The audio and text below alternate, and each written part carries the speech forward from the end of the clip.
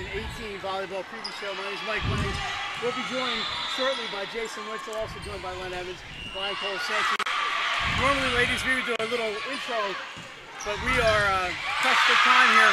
So we have with us Abby Thibodeau and Savannah Siemens from St. Maurice. Ladies, thanks for doing this kind of on the fly right now. Can you just tell us a little bit about you two obviously are back. You have some players back, some newcomers. Tell us what we're going to see at St. Maurice this year, and whoever wants to go can go. I think we have a good incoming freshman class. We have Katie Sanchin, Brooke Dow, and Maya Lewis, and then a transfer in the sophomore class, Kyla Dow. And we have some good returners, and then a couple girls in our class, Grace Fedora and Kat Deveni. And I think our bond is really good, and it's good to have like a good group of girls like that. Savannah, you're a junior. Yeah. Abby, you are a couple of really good players. Yeah. The Graces and what's it been like around practice this year, and how's the atmosphere been so far? We're gonna be dodging balls all day. It's good. I think the coaches are really pushing us this year, and we're really pushing each other and working on teamwork and mentality and how to become a better team. Abby, anything? It's also really good to have Abby Mirabella on the sideline, Peyton Reno. Those are two new coaching staff. Yeah, and Courtney. Courtney's back. So it's really good to have them, especially Abby as a hitter to help me and all the other hitters, and Peyton as defensive specialist. So. Yeah. Abby Mirabella and Peyton Reno graduated in 2014 from St. Maurice. Members of two state champions, and now back helping out at the alma mater. I was surprised to see them last week, but it was a good surprise. Usual schedule grind, the Catholic school teams you have. You have the Ursuline Paddle and St. Elizabeth's. We don't forget them. You open with St. George's next week. Yep. Talk about a little bit about who else you have. I know you have friends, and who else you have on the schedule. It's a tough one. Yeah, I think. Who else we have? I mean, Archmere, obviously. Yeah, Archmere. Honestly, the competition's all pretty even, so it's anyone's game. So. Yep. I think we all just have to work hard and. Yeah, we're just taking it one game at a time and working on each individual moment. So, excuse me. You guys got to the semifinals last year. Yeah. So quickly I forget. When you get old like me, yeah. That's what happens. You got to the semifinals. You played Tower Hill in the semis. That's a pretty successful season. Yeah. What's it going to take for St. Maurice to be back at the Bob Carpenter Center in a couple months from now? I think we just have to realize that it's a new season and it's not going to be the same, so we still have to push ourselves and work hard every single day in practice. Yeah, and also with a young team, you really have to focus on confidence because this is all like pretty new to them. So just kind of pulling everyone together and having like a good team atmosphere, especially in practice too. You just have to keep on working hard. All right, ladies, we talked about it on our way over here. A big freshman class at St. Maurice. You know, they know the Spartan thing going on, but maybe they're not quite into it as much as they should be. If you had to talk to these freshmen and say, you have to come out and watch St. Maurice volleyball, and here's why, what would you tell them? I think it's just such a great atmosphere, and it's so much fun. And when we're playing and we see it in the stands and like all of our friends and peers, it's just it makes us play better. Yeah, there's a lot of support with the Spartan community. So. All right, well, thank you for putting up with the uncertainty here. We're glad you could do this. Savannah Siemens, Abby Thibodeau. Ladies, thanks for joining us. Good luck. Thank you for having us. Thank you. See you on 302 Sports, I hope. Yep, thank you. All right, and that's going to do it for St. Maurice. Good luck to the Spartans this year. I think Nancy's over there saying, where are they? Well, we got them. Let's give our headset to Jason Winchell. Thanks, ladies. Let's talk to you guys later. And, we have Paddle here. Can you give us like 2 minutes, Lauren? And Jason, we are on the fly here. We're on the fly, and this is what they're very good. So let's get them on. So we are eventually going to get to our intro, but we have to do what we got to do. We have Jess Mullen and Michelle Kazicki. Ladies, keep them out there. We're going to stay over there. I'm going to come over to them. It's like we're doing a little live TV here because we kind of are. Alrighty, so don't worry about getting this. Just throw that on. I may need to pull them back a little bit so you can hear me.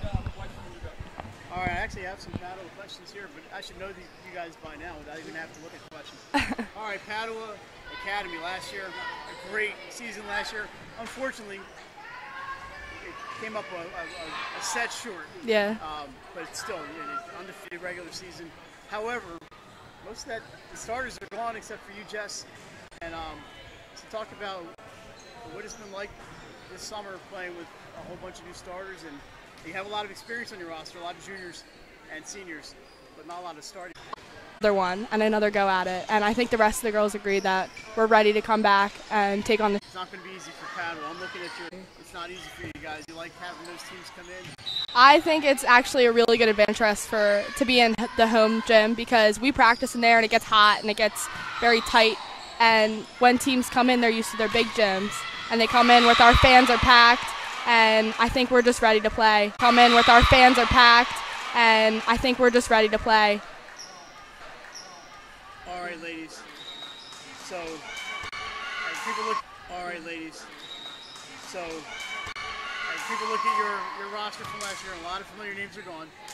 If you had to tell your classmates and your alums and your parents, you know. Started a little bit late, but those things happen when you do technology and live come together. So, are we just going to start the show right?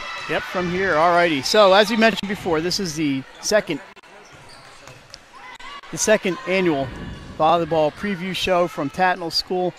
First off, before we start, we want to thank Tatnall School and Coach John Evans for allowing us to come in and do this. This is the second year, 3 courts, air conditioning, lots of room, lots of cooperation from not only John, from all the coaches and the athletic directors.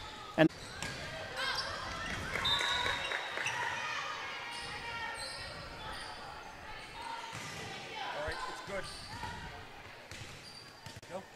And so the St. Mark Spartans, but Mike, it's a 3-team race.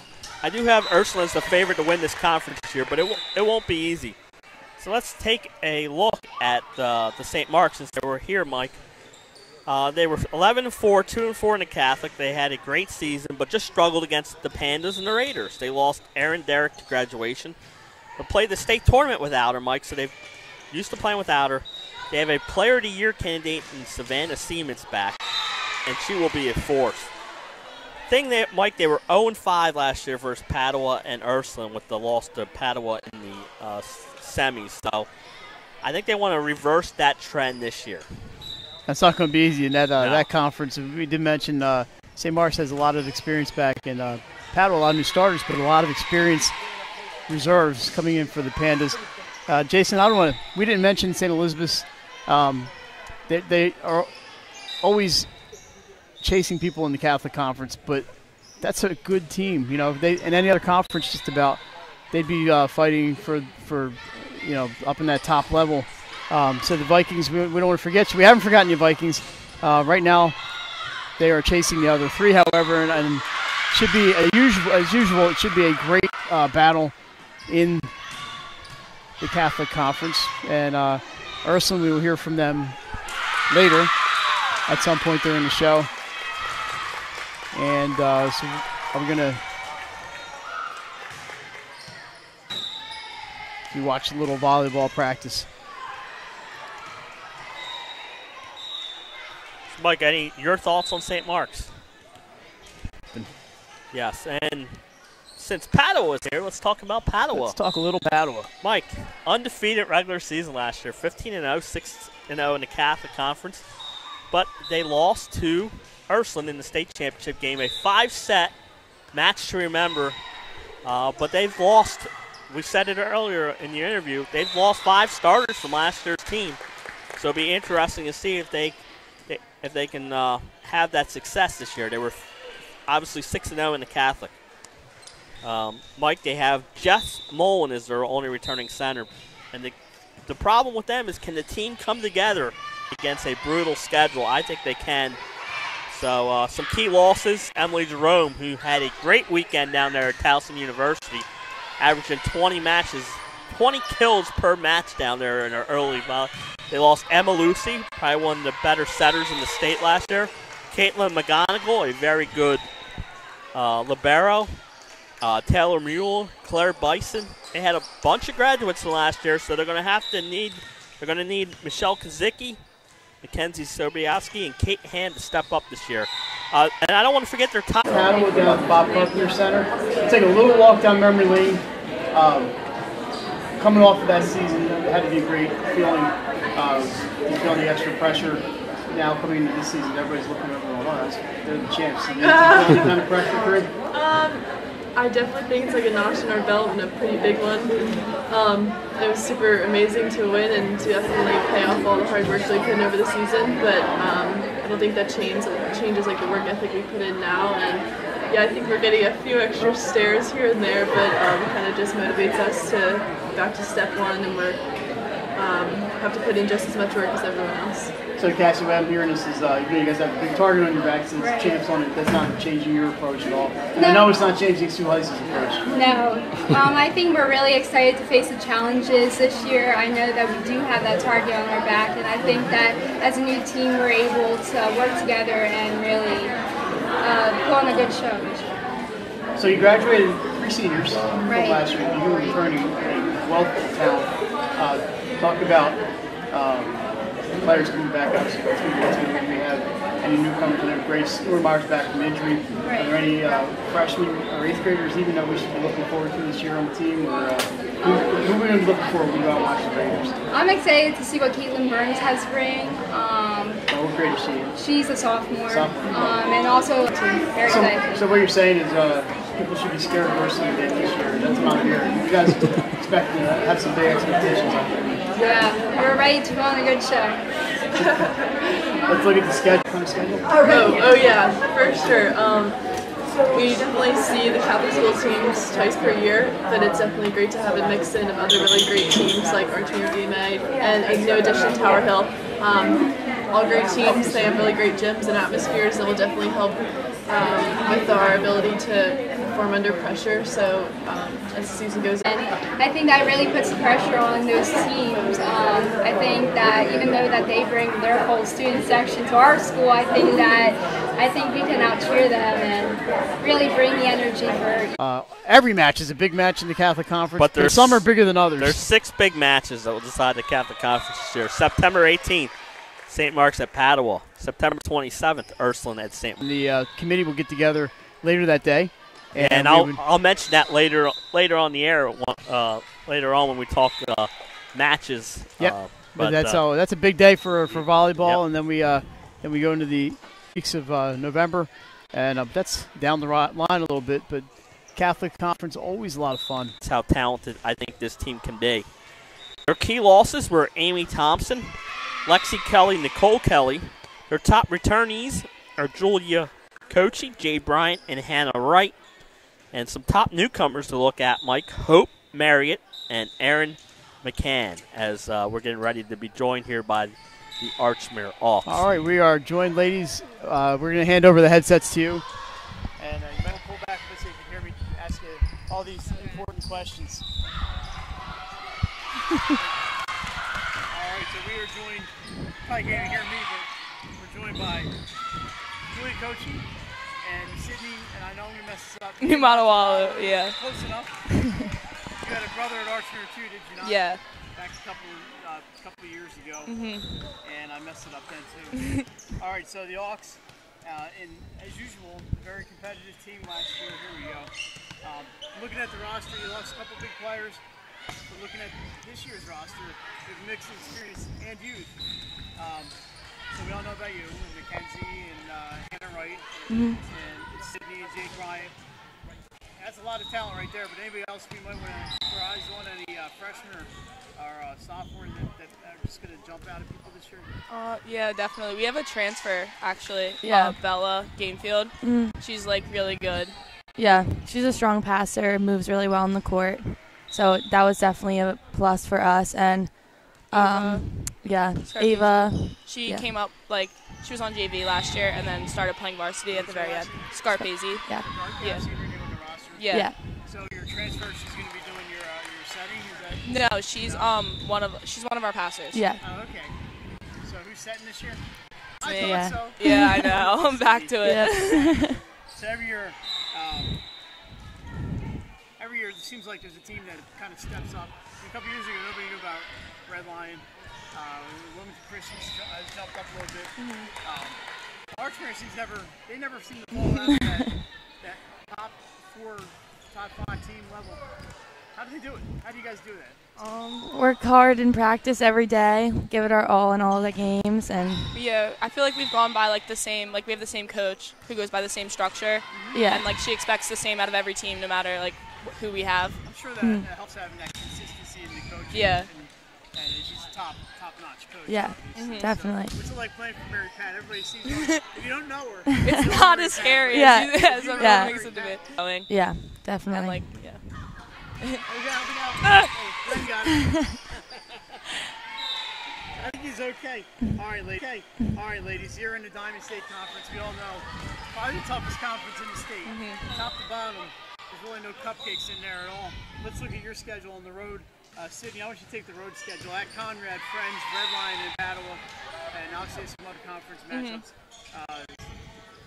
What's it like going on the road and playing at a place like Padua, and maybe even at a Red Lion now these days? Yeah, well, I feel like we've had like a lot of experience like on the road. Like last year, like most of our our toughest games were all away, but our like fans and our student section, like they come no matter what, like where it is. So like it's always like, and especially with our coach, it's kind of always like we're playing a home game because our energy stays the same. Julie, you're getting the home schedule. You open with Smyrna next Friday night. I was down there last year when you guys played there. Also, look at this: Wilmington Charter, Cape Henlopen, St. Mark's, Tower Hill, Newark Charter, DMA, and Ursuline. I'm out of breath even to dream. What do you have to do to get back to the Bob Carpenter Center? You have all green. Yeah, our like one of our biggest things is like for our coaches conditioning and to like stay in shape. So like when we play those tough teams that you read off, like the 5th game, like we're still up here, and to be have like a really deep like bench. So like anyone like be ready to play. Yeah, and every game, every person, even if you're sitting on the bench, you just got to put all in all the time because we need everyone's energy, and working as a team is really important. All right, well, Julie coaching Sydney and Montalalo. Hey. We know you guys would rather be up there with your team. They're all looking at you. Up in the balcony. Thanks for joining us. Thank you. I'll be seeing you next Friday in Claymont. Yep. Against Smyrna. Good luck this season. Yes. To the Thank Hawks. you. And these are two of the main Hawks, and we'll be back. Actually, we're not going anywhere. Thanks, ladies. Thank you. You never know what's going to happen around here. All righty. Jason, I said we'll be back, but we're not going anywhere. Well, let's just take a look at volleyball action, and let's take a few seconds, Mike, to we'll breathe a little bit. Get our headsets back on here. And I don't think people saw this, but we had him chasing down players too. Yes, so he's got 2 jobs to do. But anyway, great, like you said, great job, Mike. But now I think it's time we get to the independent conference, Mike. I think that's a great conference. I see 4 solid teams in there of the 16 conference. I think this conference could make some noise come state tournament time this year. Obviously, you got Tower Hill, Friends, Wilmington Christian, so it's all good. And Tatnall. And Tatnall, and so, speaking of that, Mike, I think you consider this a knockdown, drag-out conference, don't you? Well, I do. It's really in Delaware. There's really you get the Catholic Conference, the Independent, and the Diamond State. Just every night is like this. An Independent, with the addition of Wilmington Christian last year, added a quality team, and has really added to that conference. And I think they did a great thing last year, Jason, adding that tournament. The conference tournament at the end of the season. And we'll talk about that when we get to some important matches, how important that tournament is. So, Mike, let's bring up the Warriors, the first look All right, here. let's take a look at Wilmington Christian. They had a solid year last year, 8-7, 2-5 in the independent, Mike. I think they want to bring it to get in the option. Here today, in your assessment, you guys are both seniors, as one of the veterans on this team. We have improved, greatly. I'm actually really impressed. We've been playing really good today, and I think it's going to be a really good season. 8-7 last year, made it to the state tournament. Remember watching you guys were at that night. Every year, obviously, in high school, there's some constant turnover. Anybody need that we should be looking for? Obviously, you guys are back. You're back this year. I'm not here today, Jake Carter, a big hitter, and let's talk about who we should be watching. Besides you two. Riley Stevens, Jillian Cater. She's a really strong hitter. Abby Donnelly. Any freshmen coming in that we should be looking for? Or 8th graders? You have to as an 8th grader too. So 8th graders? We have one 8th grader. You have an 8th grader. So all those young ones coming in, taking your time. You're in a tough conference, independent conference. You have Tower Hill, and friends in that conference, and obviously St. Louis Gators also. It's a little different for you guys last year, having been in a non-conference team before that. What was it like playing in that competitive conference? It was so nice. That was the first time I've ever played a conference game. I loved it. Yeah, it was really fun, and we all worked together as a team. It was great. Let's look at the real quick. We'll look at the schedule. So you guys have open with 3 home games. We're going to look real quick to see who's coming in. Tatnall and Apple. You also get. Well, you don't have many home games. I want 4. I'm looking at 4 home games. So Tatnall and Apple at home. Sarah, you be the home person here. Talk about what was it like playing in the gym. It's kind of a homey. Awesome. Well, good luck this season. We'll be following your progress and maybe we'll catch you down the road. Sarah Sanchez, Comedy Content, thank you for doing this for us. Good luck, ladies. Thank you. Good job. Thank you, ladies. We are. All right. Well, you never know at volleyball what's going to happen. Back with you at Tatnall. We're going to watch a little volleyball. Our magician on the camera, Ryan. We are looking at Smyrna in the foreground against Delaware Military Academy. All wearing white shirts, of course, just to make things difficult for us. We'll be talking to both of those teams live later on today. We're going to try to get that under control as fast as we possibly can. You never know. We're slaves to technology around here, Len. Hey, that's the way it works, but so far so good. Everybody seems to be enjoying it, the parents, the players, the coaches. So I'm going to pass it back off to Jason. Thanks for joining us, and continue to stay with us through this awesome volleyball play day here at Tatnall. All right, so we have Smyrna DMA, and then court to our left is Tatnall and St. Mark's. We'll be talking to Tatnall later on. We've already talked to St. Mark's. And down way on the far court, that looks like Friends. There's Barb Fitzgerald and somebody, Red Lion, I believe. And I know Friends is up next, and that's why we're kind of taking your live action at this time. There is the buzzer, so that session is over. So we'll probably get joined by Friends shortly here. But, Mike, in the meantime, let's break down the Friend Quakers as, they had a solid, one of those strange Friends years last year. So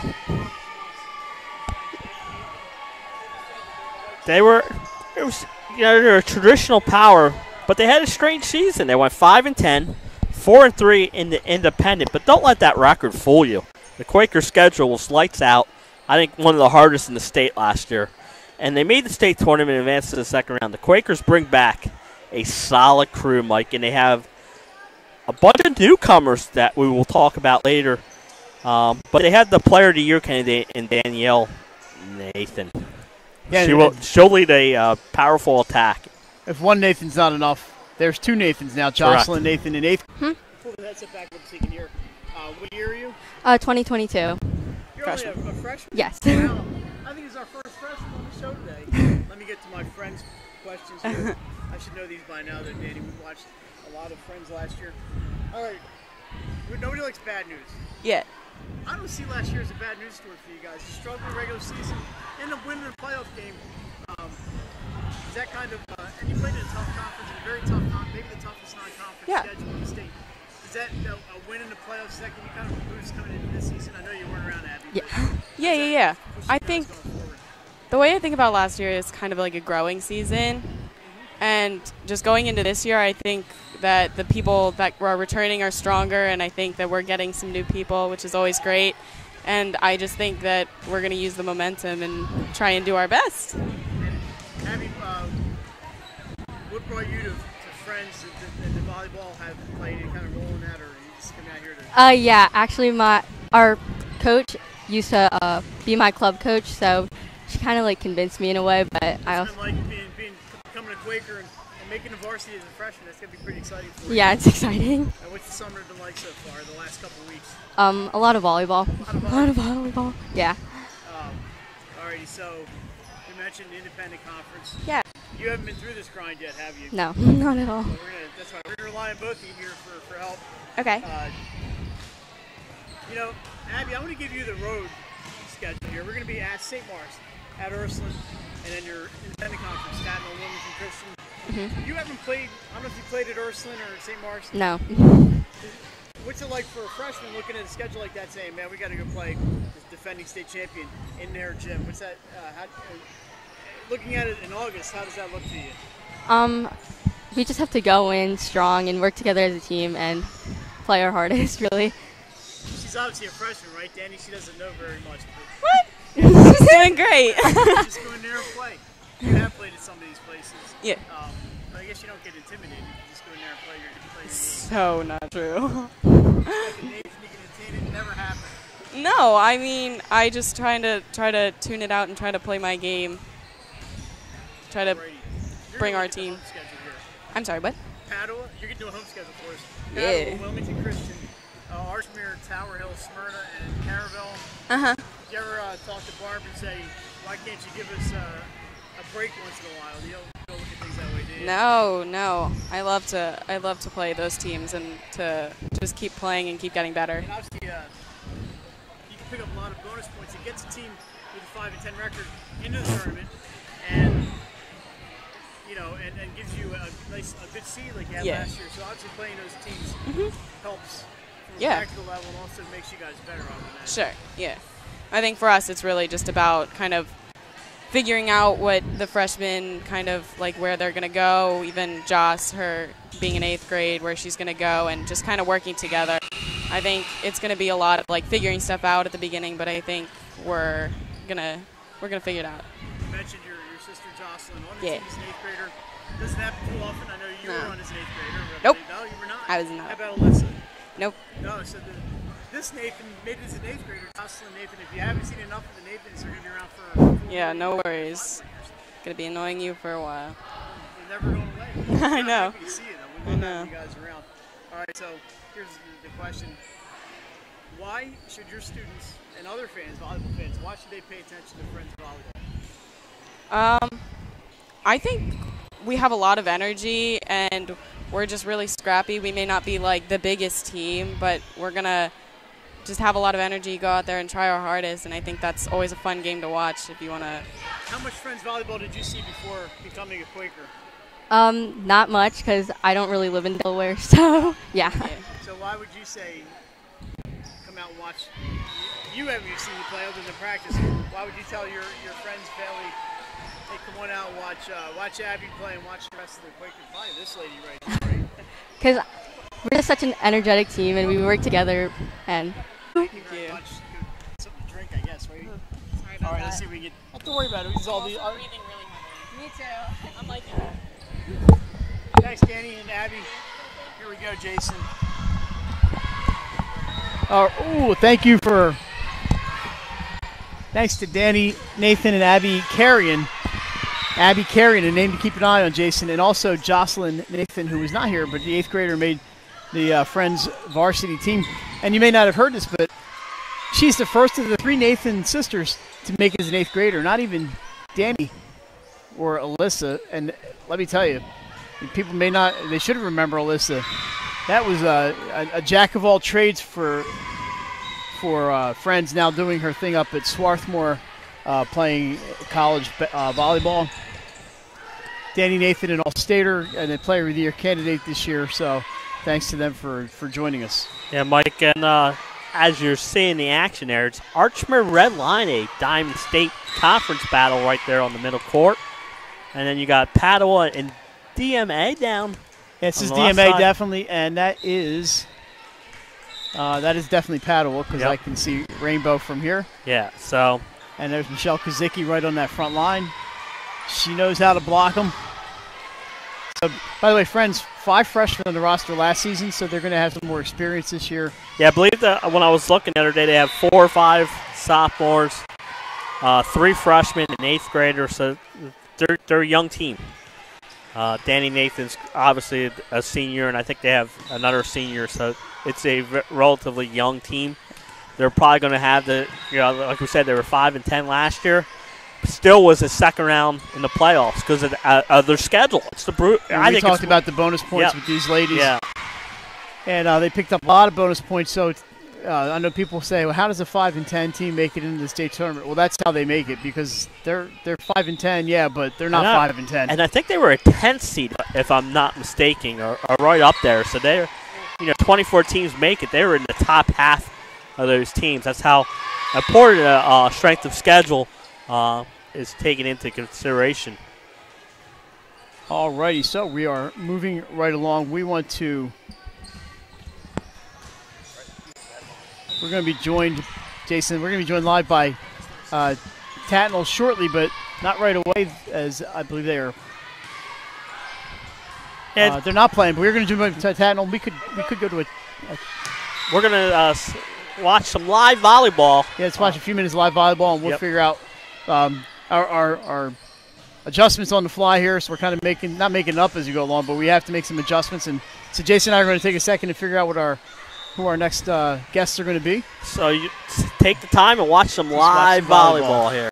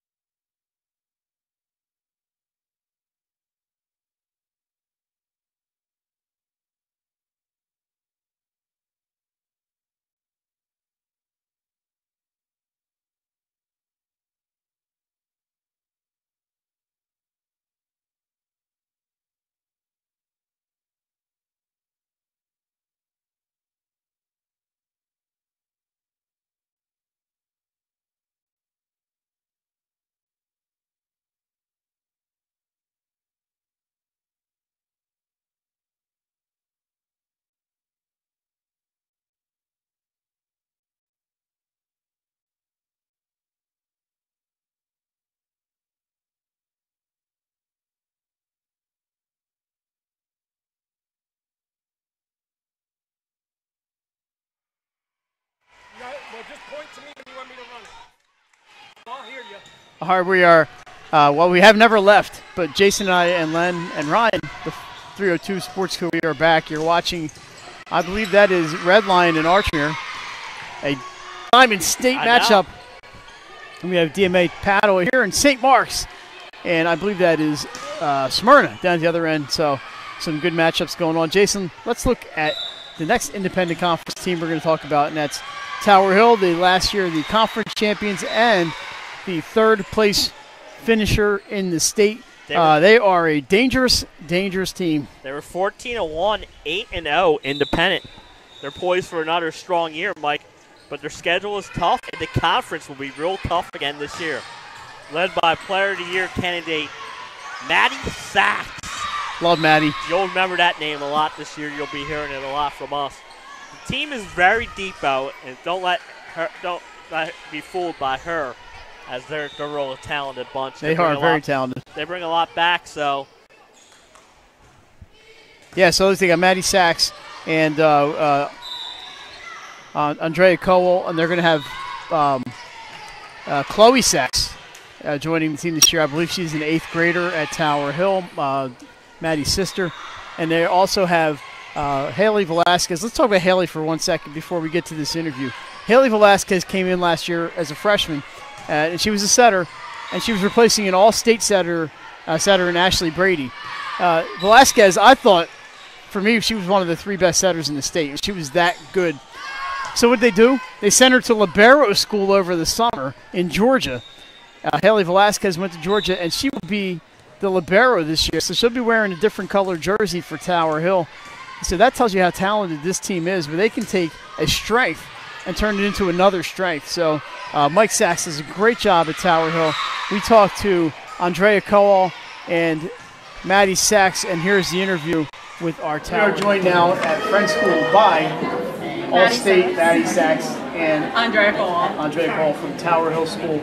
An outstanding season last year. Ladies 14-1 in the regular season, finished in 3rd place overall. You made a trip to the Bob Carpenter Center and won the consolation match.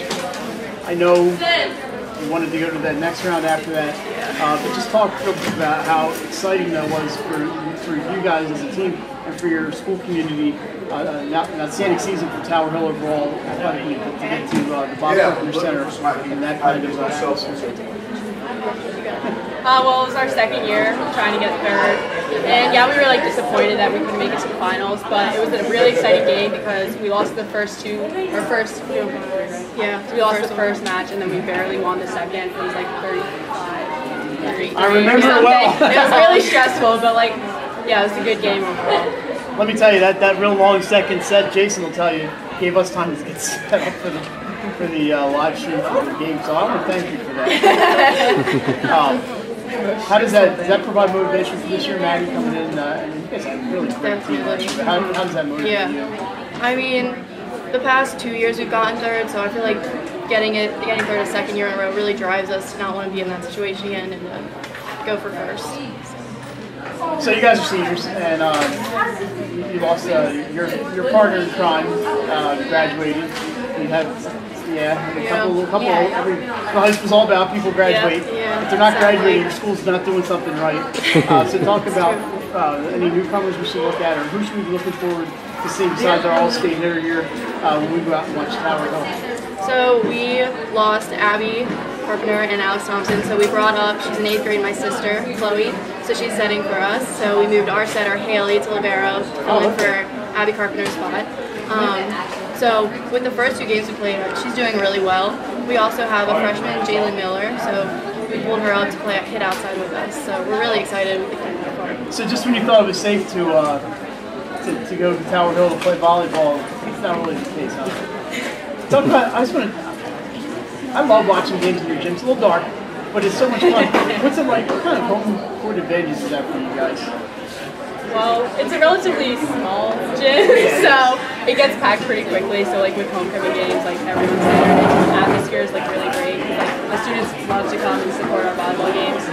Yeah, we also have the hanging lights, which that's a really big advantage for us because we're used to. Going across the street playing in the big. They actually just redid it, so we're thinking about moving there. But I like getting the points. I like getting the points with the lights. Speaking of home court, you guys have a lot. We have 1, 2, 3. Well, you start at Charter. That's a tough one. That's always a real fun game, and that's that Friday opening night, September 7th. Always really fun. Yeah, 4 home matches in a row, including Smyrna and Ursuline. You also have Red Lion, Tatnall, Wilmington Christian coming in, and then you're going to the independent tournament. But talk about some of these matches: Ursuline, Smyrna. These are all good teams. Red Lion, another non-conference team for you guys, and then Tatnall, Wilmington Christian in the conference.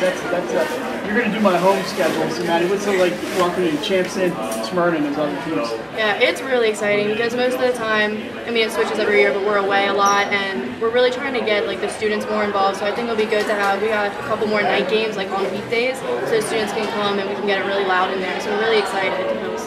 Andrea, you're the road warrior here. You open a Charter. That's a tough place to play. Yes, always. Talking about home court advantages. You also go 2 friends. You go to Archmere, at Padua, another small, sweaty gym, and then Conrad and Carabo. Not too many easy stops for the Hillers, huh? No, but it's always fun to play at another court to see how we're doing there. So this year, we talked about last year, how excited are you two to get your senior seasons underway? We're really excited. We've been talking about this since the end of last season, so we're ready. And just one more quick question. 2018 is a successful season for Tower Hill if anybody can answer. If we stay focused. We have to stay focused consistently throughout a match. We can't be as up and down as we've been. Andrea, Maddie, thanks for joining us. Good luck this season. Good luck, ladies. I guarantee you we'll be seeing you down the road. And, ladies, thank you. We'll be back with our next interview victims on the 302 Sports Volleyball Show. Stay with us. Welcome live back to Tatnall School with the hosts, the Tatnall Hornets, joined by Maddie Volk and Ashlyn DeLucia. Ashlyn's a junior. Maddie, you are a senior. A senior. Wow, are you the only senior on the team? Or no. Abby Solo, right? No, we have a couple of seniors on the team. Yes. So you're not the oldest No. player on the team. No, I'm not. Alrighty, Tatnall, 10-5 last year, another win in the tournament. Pretty veteran roster. You did lose Juliana and a couple other players. Yeah, Sam and Jules. Who's the other one? Jules, Juliana Campbell. Yep. Sam Steblai. Steblai was your libero, I believe. She was. Let's start there. Who's going to be playing on the back line? Who's your libero going to be? We're planning on Juanita Jayaprakash. But she does have a torn ACL right now, but she's playing on it, and she's doing pretty well. She's wearing a brace, and we're hoping she can make it through the season. Pretty veteran roster, obviously, with the two of you. And tell us about some of the other players that people should look out for when you come to this gigantic gym. I know we usually have the divider down, but when you come out and watch Tatnall, who should they be looking for? I think we have a lot of the same starters. It'll be me and Maddie. Maddie's setting for us, and she's doing a great job. And we've got Katie Marvin in the middle and Abby Soja playing right side and Mackenzie Prettyman on the outside too. And Rachel Cohen, yes. who's also playing middle. So you really lost the two starters. Yeah. Yes. The girls mentioned they all have played a lot. Yeah. Right. You rotate a lot of people in and out. We do. That's a lot of experience, which you'll need in your conference. That's a pretty tough one with Yeah. Tower and Friends, Wilmington Christian. And we don't want to sleep on the other teams in St. Andrews and Sanford. Yeah. Of course not. Of course. It's a very tough conference. We're going to get in your schedule for a second. But how do you keep Tatnall in the conversation in a conference as tough as the Independent? You know, honestly, we have big shoes to fill from last year because Sam and Jules leaving is really we thought it was going to hurt us a lot more than it is, but we're really just trying to stay positive. We're trying to work together, and I think we're doing a great job because the more energy we have, we play a lot better. How about you? Any newcomers we should be looking out for? You mentioned they didn't mention anybody, so I'm going to hit you now. Oh, so we had a sophomore Emma Donovan, and she played a little bit last year, and she's been stepping into a bigger role this year. and that's awesome. And she's been playing great. We also have a couple of new freshmen on our team, Olivia Carpenter and Sophie Kirby. And they've been playing great as well. One's in the back row and one's in the front row, and we've really used their help. It's been great. So awesome. So we're going to look at the schedule. Let's go through this. Talk about those teams we all know. Talk about Middletown a little bit and playing some of those other teams. You know, when you play a Middletown, it's not quite at the top. We're going to have Newark Charter, Red Lion, DMA, Tatnall, Friends, and then for people who don't know, Rising Sun coming at the end of the year. Very, very good team out of Cecil County. Talk about playing some of those Tatnall and DMA and having to play some of those teams here at home. well, I mean, they're great teams, and we definitely can't underestimate them at all. But we really are going to go out with as much energy and positivity as we can, and leave it all on the court. Because what are you going to do? The goal for us isn't to win. We really are just trying this year to go out and have a lot of fun. But when we have fun, we tend to play a lot better anyway. So we're just trying to keep the energy high, and I'm excited to play these teams. No, they're great. So what is the either one of you guys can answer? What is the secret to Tatnall's success here? Why are you guys so good year after year? And I know it's talent. But how do you keep Tatnall up in that top level? Honestly, like I said before, we try to stay positive. All right, Jason, and that was Maddie Volpe and Ashlyn Delusion. Here comes John Evans. So we're going to hand John the headset. Now we're going to talk a lot of Tatnall. We're going to talk some play day stuff and some volleyball stuff too. Yep, he's trying to sneak out of here. John Evans is going to be joining us in 1 second. We're just going to talk some play day.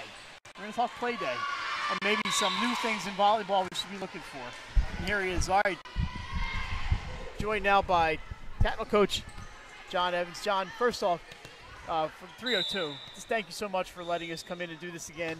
We obviously couldn't do this without your cooperation, and you're okay. So I know we're kind of interrupting things here. No, man, we're glad to have you guys. We're glad to see the support for volleyball and getting it out there and on the web and for people to watch. So thank you. As you mentioned, there's no other sport that gets a preview show so far. It's just volleyball. So hey, let's keep it that way, boys. Money, and we're doing this for free. You know what I mean? Like you just can't simulate this in practice. Every time that we come to a play day like this or a scrimmage like this is probably one of the more competitive ones out of the 3 that we've been to, where every single team is just better than the next. Yeah. You can't simulate that in your practices. At least we can't at Tatnall. So this is huge for us in our training. And to see where we are, to gauge where we are, not just where I think the competition is, but how we are in comparison to the competition and what do we need to level up on. So as obviously you guys started on the 15th of August. Yep. And by this time you've been in practice 2 weeks and a couple of days, still another week or so before the season starts. Yep. At some point, I know the girls are probably just tired of seeing each other. Still another week or so before the season starts. Yep. At some point, I know the girls are probably just tired of seeing each other in practice. How ready are you to just get this started for real? I'm looking forward to the next few matches that we have here in this play day. But after that, they need some rest and relaxation. We won't practice tomorrow through Monday, and then we'll start back up on our orientation day for our school. We don't actually start real school until Wednesday. And then we'll just get right in it. And we have Conrad to start off on Friday. So starting with an easy one, right? Yeah, right. Conrad, we will talk to Conrad later. They're not here today, but we were friends last week with them. Yeah. Anything new? That you guys will notice, some minor things, but nothing that you need to be concerned about. I got too much going on anyway. So. Yeah, no. You don't have to break out that rule book too many times this year. Yeah, well, I'll just talk to I got a lot of friends in the white shirts, so yeah, just talk to them. They're doing a great job, and I'm happy that they came too.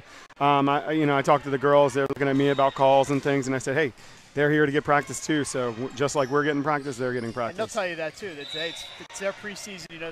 They coach during the club season, and then they're done. They have summer break just like everybody else. Yep.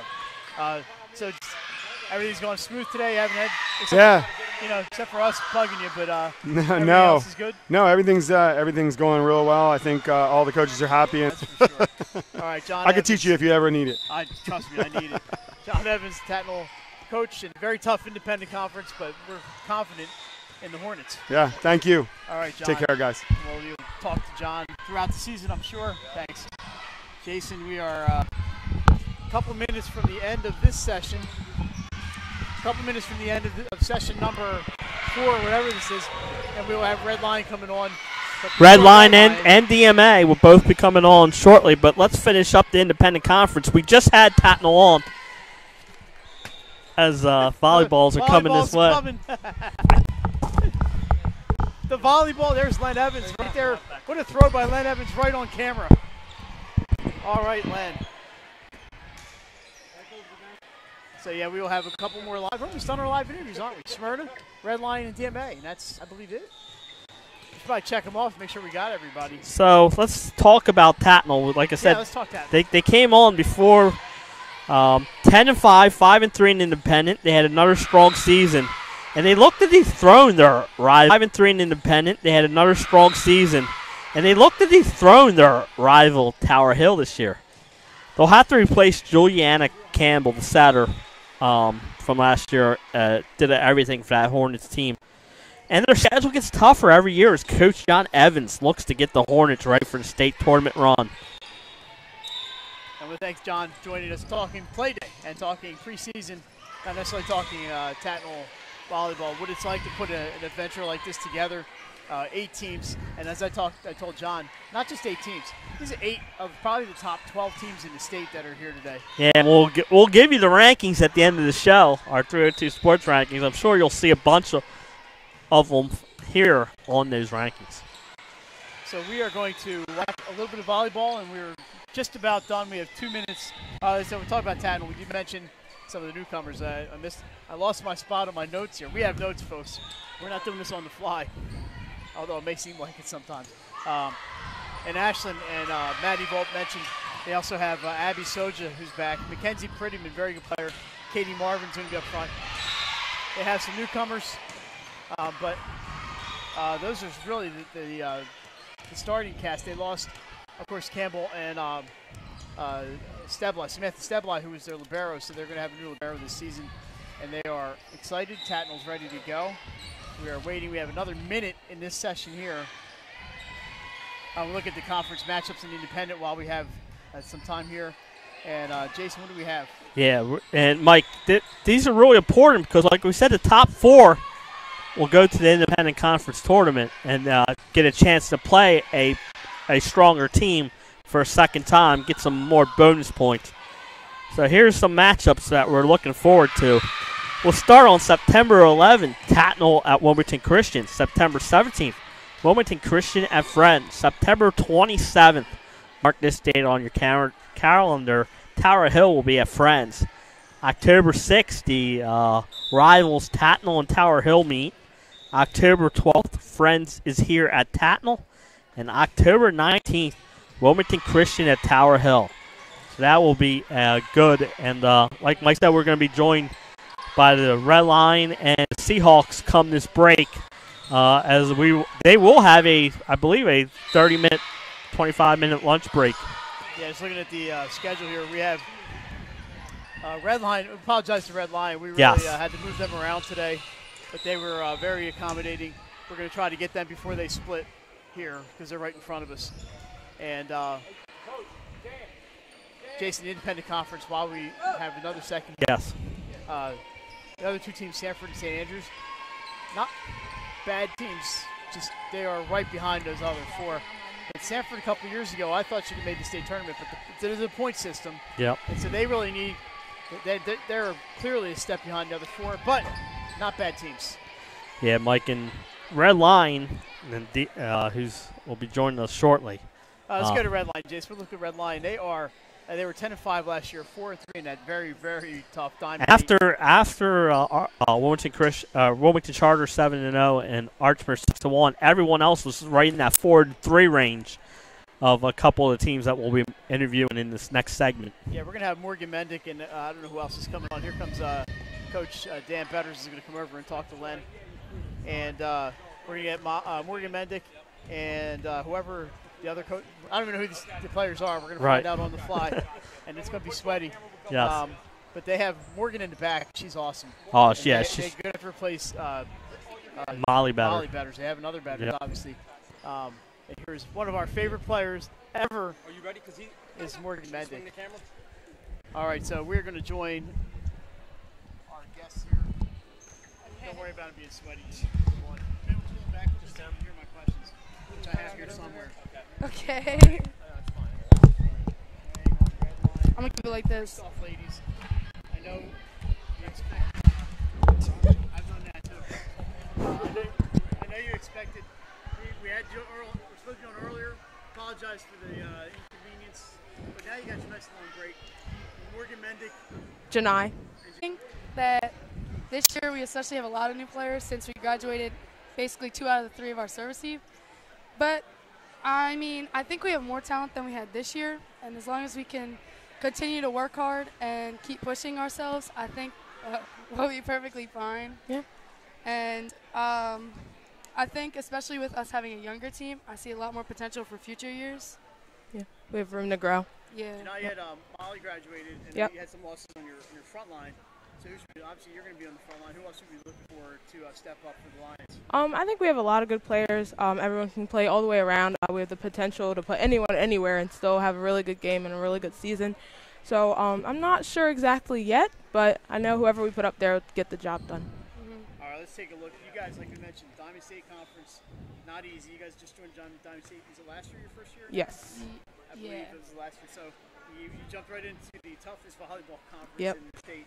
Let's take a look at the schedule, and we'll go with the road schedule. Morgan, you're going to handle you're my road warrior here. At Newark Charter, at Tatnall, so you'll be here again. At Tower Hill, St. Mark's, Conrad, and you have to make a trip to Delmarva Christian, kind of an underrated team. Yeah. Talk about that the miles you're putting on the van and some of those teams you have to play on the road. I mean, I think if we take it one game at a time and we continue to keep pushing ourselves and not think about ourselves and think about the team and how we're doing it for each other and not just one person, I think we can be in a game with whoever we want to show up that day. And it's basically, if we work hard, I think we'll do very well this year. And if we decide to keep pushing ourselves and our teammates and being positive and just being able to work through whatever happens this season, I think that's how we did it last year, and I think that's how we're going to continue to do it this year. All right, Janai, you're going to be defending the home court here. So Yep. At home you have Archmere, Wilmington Charter, Caravel, and Delaware Military Academy before the games that I kind of circled when I was looking at your schedule. Let's talk about the home court advantage that you guys have down there at Red Lion. I think we're playing some teams we've never actually played at home yet, so I think it'll be really interesting to watch, different for everyone because we haven't had them, we haven't hosted them yet. But I think we'll do pretty well. Alrighty, so I want you guys to both answer this question, not at the same time, but we're going to start with you. It's a successful season for Red Lion if what happens? Honestly, if we all continue to play well together as a team, all the way around, serve, receive, offense, defense, no matter what, just I think if we work together. How about you, Morgan? When you look back at the end of the season, which hasn't even started yet, but when you look back and say, that was a great year because what happened? I think we worked well together that year, and I think it was the first year we had really good team chemistry, and we, every single day, we're like, we want to make it far, and we want to work hard, and we want to push ourselves, and especially with us having more kids playing volleyball outside of just high school now in our program, and more people are starting to like it more and enjoy it more, I feel like as long as we keep the love and the hard work for it, we'll just be able to do well this year.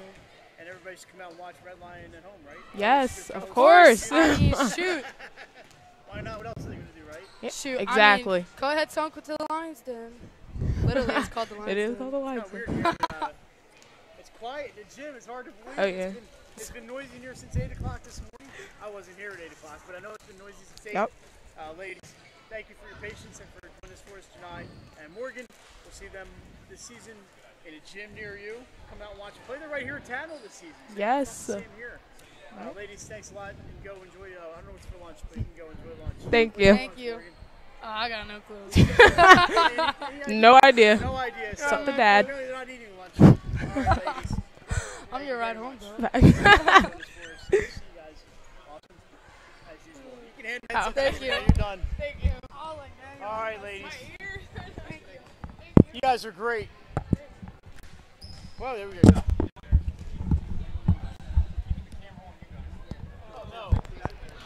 Scary thought, Jason. Yeah, Camera's on us. Obviously, we are on a break I didn't here. even tuck my shirt in, Len. Break. Tell me this. So we have no volleyball action right now. It's very quiet in the gym. Yeah. This is unusual. And we're going to be joined by Delaware Military Academy up next. So we did talk about Red Line. We tried to keep. I just wanted everybody to. When we do a show like this, we are basically trying to work around the live schedule. So we're trying to do the conferences as much of a block as we can. Unfortunately, not totally possible. No. So we had to split them up a little bit. We still have a couple more teams to come on live. We're going to have DMA and Smyrna. Correct. And then we have several more taped interviews, and remember our players to watch, matches to watch, and then to show our top 10. Our top 10. Can't wait. They're going to be fresh off the presses. In fact, they're going to be coming down on a piece of paper near you. Oh, really? Coming out fresh off the presses. The masses of 302. People are looking at them, doing some last-minute adjustments, and I can't wait to see them. We'll see them live as you see them live. So we are going to be waiting for DMA's. One of the coaches almost took it. They are scheduled for about. We're going to take a break. DMA's scheduled to come on about 12:10, I believe. 12:10, 12:12, somewhere around there.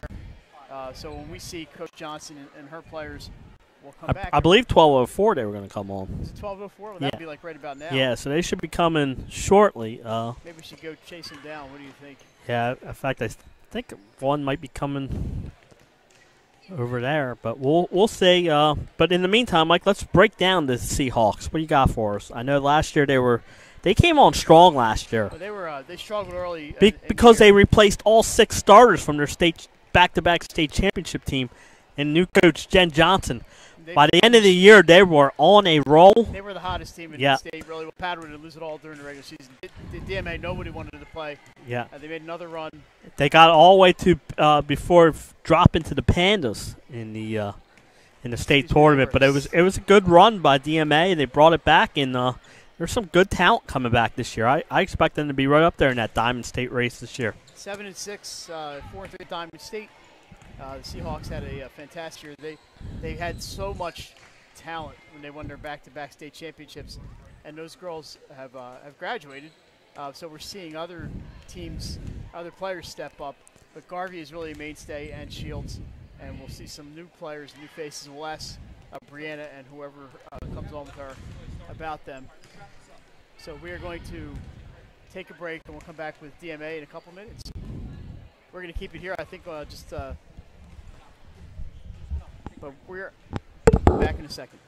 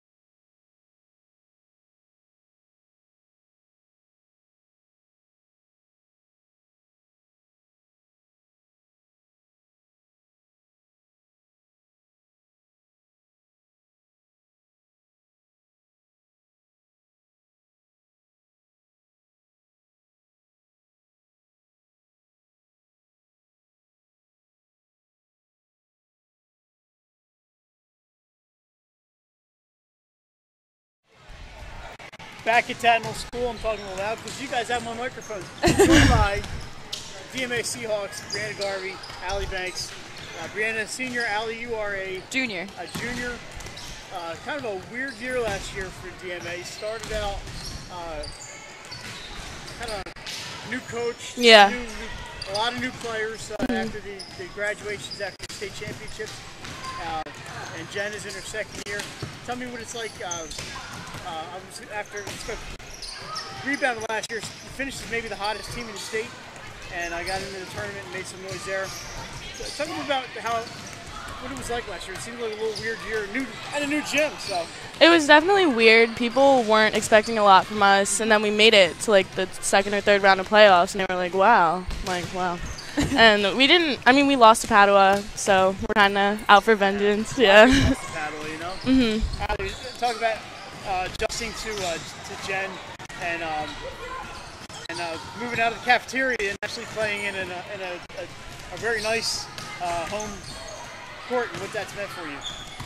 It's actually meant a lot because going to the dome, like we practice in there, we're playing games in there, like, and if you see the dome, it's actually pretty nice. So when you're playing in there, it's awesome. So I can attest to that. I've been there. It's very nice. Yeah.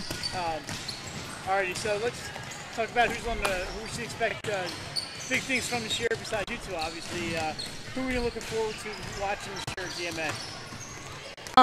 I mean, we have a pretty young team, so like most of the incoming freshmen are super good. Yeah, like, we have a lot of very good passers. Like the one tiny one, she looks like she's 10, but she's very good. She's so good. She gets up balls that I'm like, wow, how did you do that? Yeah, I saw a little bit of your match here before your break, and it looked pretty good. I remember talking, but I was able to watch a little bit of it. Very tough schedule in Diamond State, a very tough conference, and some tough non-conference matchups. I know you have Padua again, and I don't have the schedule in front of me, but let's talk about playing that Diamond State Conference night in and night out. How that makes your team better, and how tough it is. It's definitely really competitive. Like playoffs in general are just a whole different thing. We're really motivated this year to go to playoffs and just get everything done, unfinished business, I guess. Do our thing, yeah. Yeah. So, you guys came off, you guys are both members of that championship team, right, I believe. Did you play? I was a freshman that year. You were a freshman yeah. the second year. Yeah. You were on both of them, yeah. right? Look out, here they come. Oh, almost knocked over. The camera's not up there. You never know what's going to happen around here. Talk about the boost that gave to the school and how that's carried over, even though the core of that team has graduated, and what that has meant to DMA. Basically just kind of own up to it, you know, do our own thing. And yeah, we have a lot to live up to, but I feel like we can do it this year. We're very motivated, and let's see how it goes. Yeah. Randy, you're going to tell me, actually you're going to tell your fans out there, you need to be at the Dome because? You need to be at the Dome because the seats are comfortable, first of all. And all of our games are just super good. Like, we're all super duper intense, motivated, all that. All right, ladies, well, it looks like you're about ready to get started down there. So, Allie Banks, Brianna Garvey, thank you very much for doing this, and good luck this season. Thank you. Thank you. All right, ladies, thank you very much. And that is the Seahawks from DMA, and they want to go down and play with the headsets on, but you can give those back to us and head back down. You can hang out and watch us if you want. Thanks, ladies. And Jason, DMA has become a powerhouse in the last few years, and they started rough last year, but turned it around, and they were a team to be reckoned with. Yes, they were, and like I said, they came on strong at the end of the year, including a nice win against Red Lion, opening up the DMA Dome to end the season last year. They only played the one game at the DMA Dome, and it was to end the season against Red Lion. And so that will be a nice home court advantage. In fact, I believe they will have the Padua Pandas there this year, along with a bunch of other tough conferences, tough matches there. So that will become a great home court advantage. Padua's last trip to DMA 2 years ago in the small gym, and Padua won and broke a very long DMA win streak. And another fantastic night. But they have the Dome, and if you have not been there, and we have both been there for basketball. But if you have not been to the DMA Dome, it's very, very nice and a great place to watch an event. And Jason, are we moving on to the Henlopen North? Correct. The Henlopen North will be the next We have just one more live interview to go, right? Smyrna is the last one. Smyrna's the last live. Bunch of tape ones left, but let's get to the Henlopen North, Mike. Smyrna will be with us. I believe they are on a break now, so we'll be catching up with them at some point here. So Jason, we think, and you and I agree, that this is really a two-team race with Smyrna and Cape Henlopen. Cesar Rodney and Polytech I would throw in there as the third or fourth team. And I think Dover can make some noise. They were 9-5, 96, 9-5 last year. Dover did not lose much, but it seems like Cape has kind of pulled, and Smyrna have pulled ahead of the other teams. Cape lost a lot to graduation. So did Smyrna. And so does Smyrna. And Cesar Rodney brings back almost everybody. So we so does Polytech and Dover. We may be underestimating this conference a little bit, but I think if you're a downstate fan watching our preview show today, and you're looking for something to watch, and at a night there's no football games going on, find a volleyball match. That Henlopen North especially is a fantastic conference. Yeah, and I believe September 13th, Smyrna will travel into Cape Henlopen. So get the calendars out, get your set that date free, and take the drive down to Lewis to watch that matchup.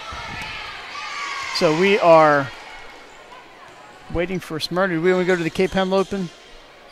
Well, let's talk about Smyrna first. All right, let's talk about Smyrna. They lost a lot of their scoring, but they have some good players coming back. The front line, Markeisha Bennett, an injured hand right now, not playing today. She's expected to be okay at some point early in the regular season, and we're hoping to be joined by Markeisha at some point. And they also bring back Kenley Cook as a hitter, and then back on the back line, Morgan Holman, who joined us last year on the preview show. Morgan, a very good defensive specialist. So Cape 10-5, 5-1 to Henlopen North. They only lost was to this is Cape Smyrna. 10-5, 6-0 in the Henlopen North, undefeated. The conference champions hit hard by graduation. They have a tough out-of-conference schedule. They go to Cape Henlopen, and they start the season at Archmere next Friday afternoon, and should be a lot of fun. Yeah, and they have Smyrna has the toughest, a real tough non-conference schedule. So they don't get any breaks after that Henlopen. They get the Henlopen North, and then their tough non-conference schedule. They come up here to Archmere. They travel up here to Tower Hill this year. So they come up north a lot. So if you're up here and you want to see Smyrna play, you'll get a chance this year. A lot of great matchups coming up here. Players on, and we'll get to chase them down soon to get them up here. And we talked to them. We also talked to Cape Henlopen, so we have them from the Henlopen North. So this is the schedule for Smyrna. Here we go. Home against St. Mark's, tough one there. At Tower Hill, at Polytech, home against Dover, at Friends, at Sussex Central, home, a tough two-game homestand, Indian River and Cesar Rodney. So that's a tough one there for them. At Lake Archmere, that is my preliminary plan. Right now is to go see them at Archer next Friday night. We'll see. You never know. Yeah, let's talk about Cape Henlopen real quick. Alrighty, we have Cape Henlopen. Them also 10-5, same as Smyrna last year, but they were 5-1 in the North. Their lone loss to Smyrna. So Cape, the only loss that Jason, the only conference loss to Smyrna. The Vikings lost a lot to graduation, and they are chasing Smyrna as they have been for a few years. Tyler Coop, coach down there, doing a great job. Tyler, a Claymont guy, coached under Sue Heiss at Ursuline. He's got a volleyball pedigree. He was a player there in high school for the boys volleyball. So they have a lot of talent in that Smyrna team. The ones we talked to, Micaiah Ennels and Abby Derrickson. We talked to them, and Len's going to bring us that interview right now from Friends last week. It's Micaiah and Abby. And we're joined here at Friends School today by Micaiah Ennels and Abby Derrickson from Cape Henlopen. And ladies, thanks for joining us today. Cape Henlopen, 10-5 last year. Another playoff berth under Coach Coop. Successful year for Cape. Took a few losses up front. Very strong offense this year. I think just going into practices every day, it's good to have a better start because you just feel more confident in your team and each other, and like it's just going to be a better season versus having to work your way up the hill, and just it's a lot harder to come back from losing a lot. Let's look at your schedule a little bit. You are at Indian River, the Henlopen South champ from last year, at Archford, and then you have your conference game against Cesar Rodney and Smyrna. You're at Conrad this year. At home, you're going to have Delmarva Christian and Smyrna coming to your place. Talk about that road schedule when you're coming up to Archford, up to Conrad at the end of the season. I know since Tyler's got in here, it's kind of improved your schedule. What's that like for you guys to play some of the powerful teams up here? I think it's a great experience for us. The only way, in my opinion, we can get better is if we play up, and if we can see all these different teams that are up north. I mean, volleyball is huge up north. It's just now getting big where we are.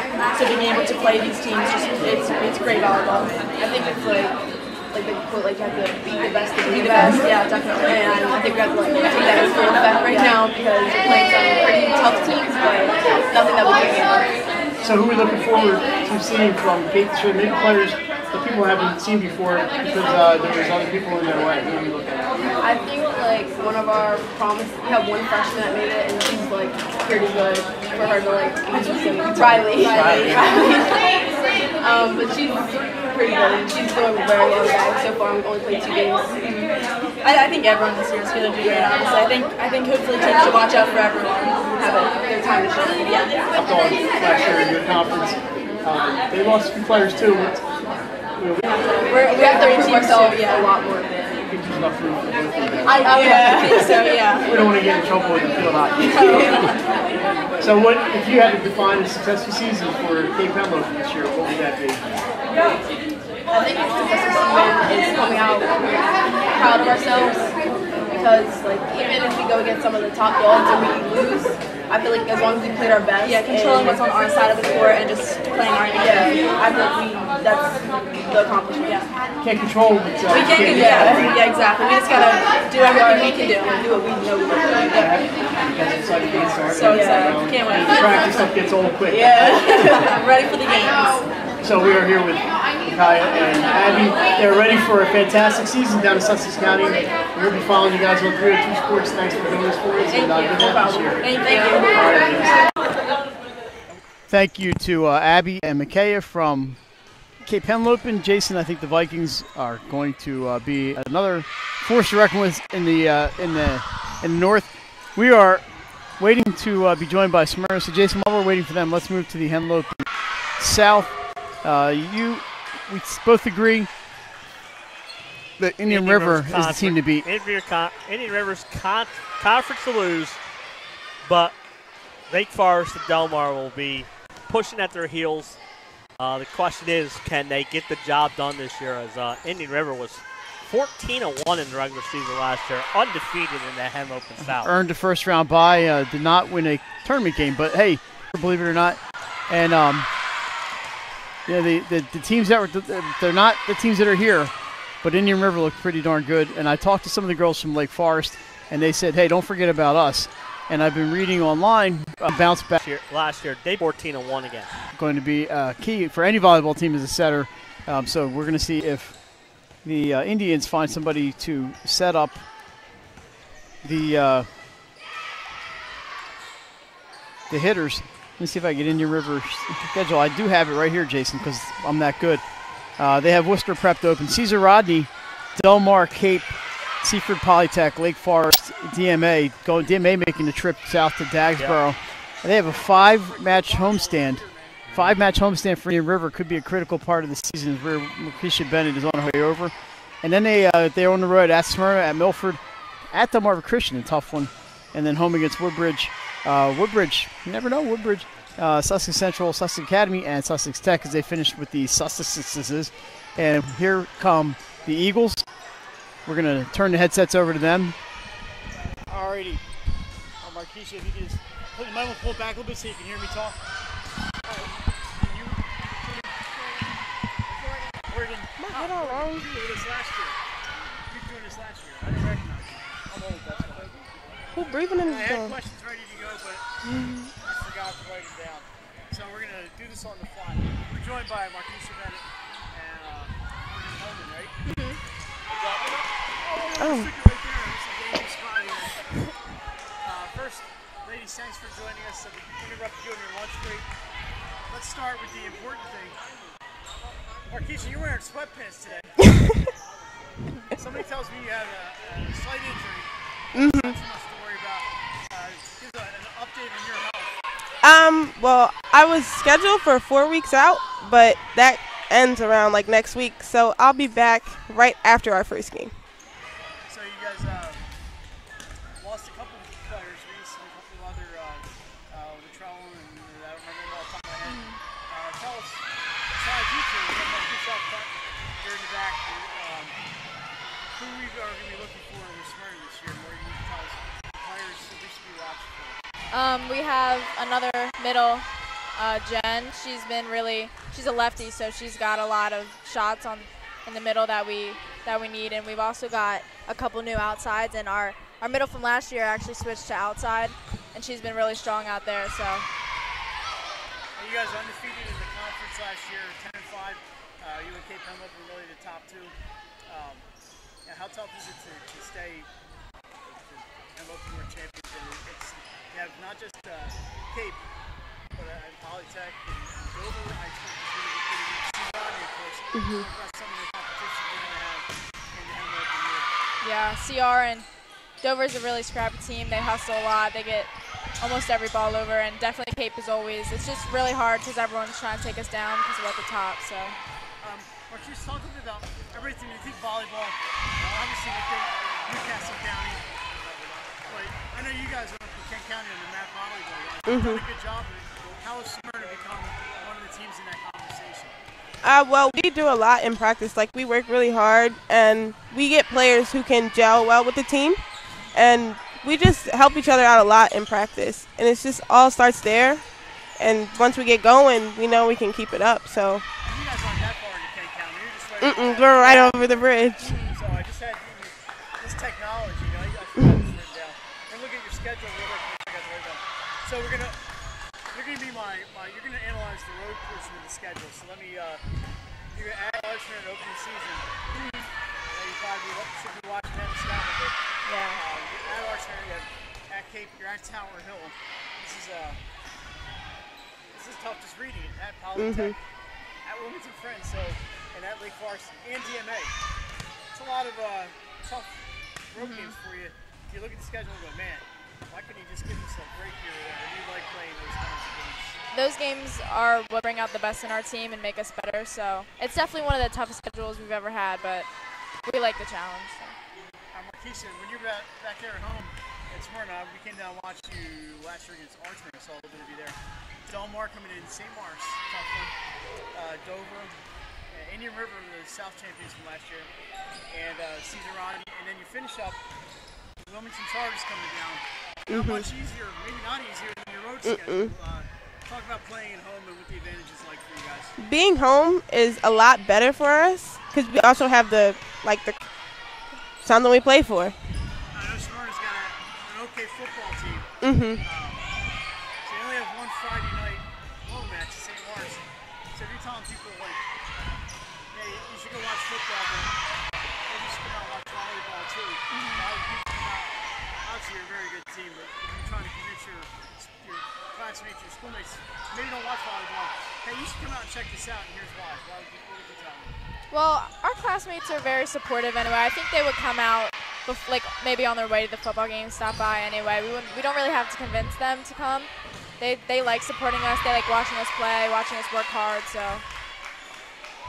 And what's it like playing for Coach Wanless? And I don't know how long he's been here a while, but he seems pretty quiet, but maybe he's not always so quiet. What's it like? Not always, but he pushes us. Like, he'll do things that we like and then things that help us. And this year, we have a lot more of our assistant coach, Coach Holly, and she's really pushing us to be better hitters, better passers, because she played in college and she knows a lot. And he's really using that. So I know by this time of year everybody's tired of practice. You want to get the game started. You have a week from today. You're back up this way. You're playing at Archer. How excited are you two to get this going for real? Yeah, I'm excited to get going and start the season because once it starts, everything happens so quick. Yeah. So. we just roll right through the schedule. Are you guys both seniors? Yes. So this is the final showdown for you guys, huh? Yeah, it is. Make some noise your senior year. That's Of course. What's the plans afterwards? You know where you're going? No, I don't know yet. I have a full ride to UD for academics. Academics? Yeah. Not only can she play volleyball, she's got some brains too. Morgan and Marquisha, thanks for doing this. Thank you. We'll see you back on the court. I'm fucking miss you, Mike, during that interview, we saw a great volley in this Red Lion Padua game. Unbelievable. A ball didn't touch the floor for 3 minutes. And then over here, Friends and Archmere. Friends had like a 5-point streak. They look really impressive over there. Thank you to those two for joining us. Jason, we talked about the Henlopen South. We had some Henlopen North. We have these, we talked a little bit about that. I'm losing my place here. Yeah, I think we're ready to head to, let's go Flight A. Let's go Flight A. So we're going Blue Hen Flight A. We're going from the traditional public schools in the south to the traditional public schools up our way here in Wilmington. Is where we are today. We're out in Greenville. What is this to be considered? Greenville. I guess this is Greenville. Yeah. And Flight A, Jason, you think 3 teams are going to compete? Tell me about them. Yes. Apo, of course. They won the Flight A last year. Then you got Concord and St. George's Tech. Let me start with St. George's Tech. They had a solid season. They came on strong, Mike. They went 6-2 in their last 8 to finish 7-8.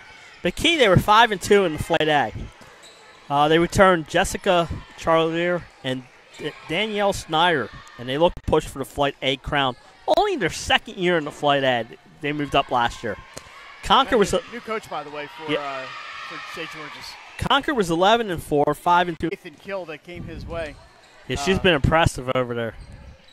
So where's the Flight A? Jason, I think a team you need to look forward to, or maybe not dismiss out of hand, is Middletown. So let's talk. I'm going to talk Middletown. You talk the other 3, and I'll talk about Little Middletown here.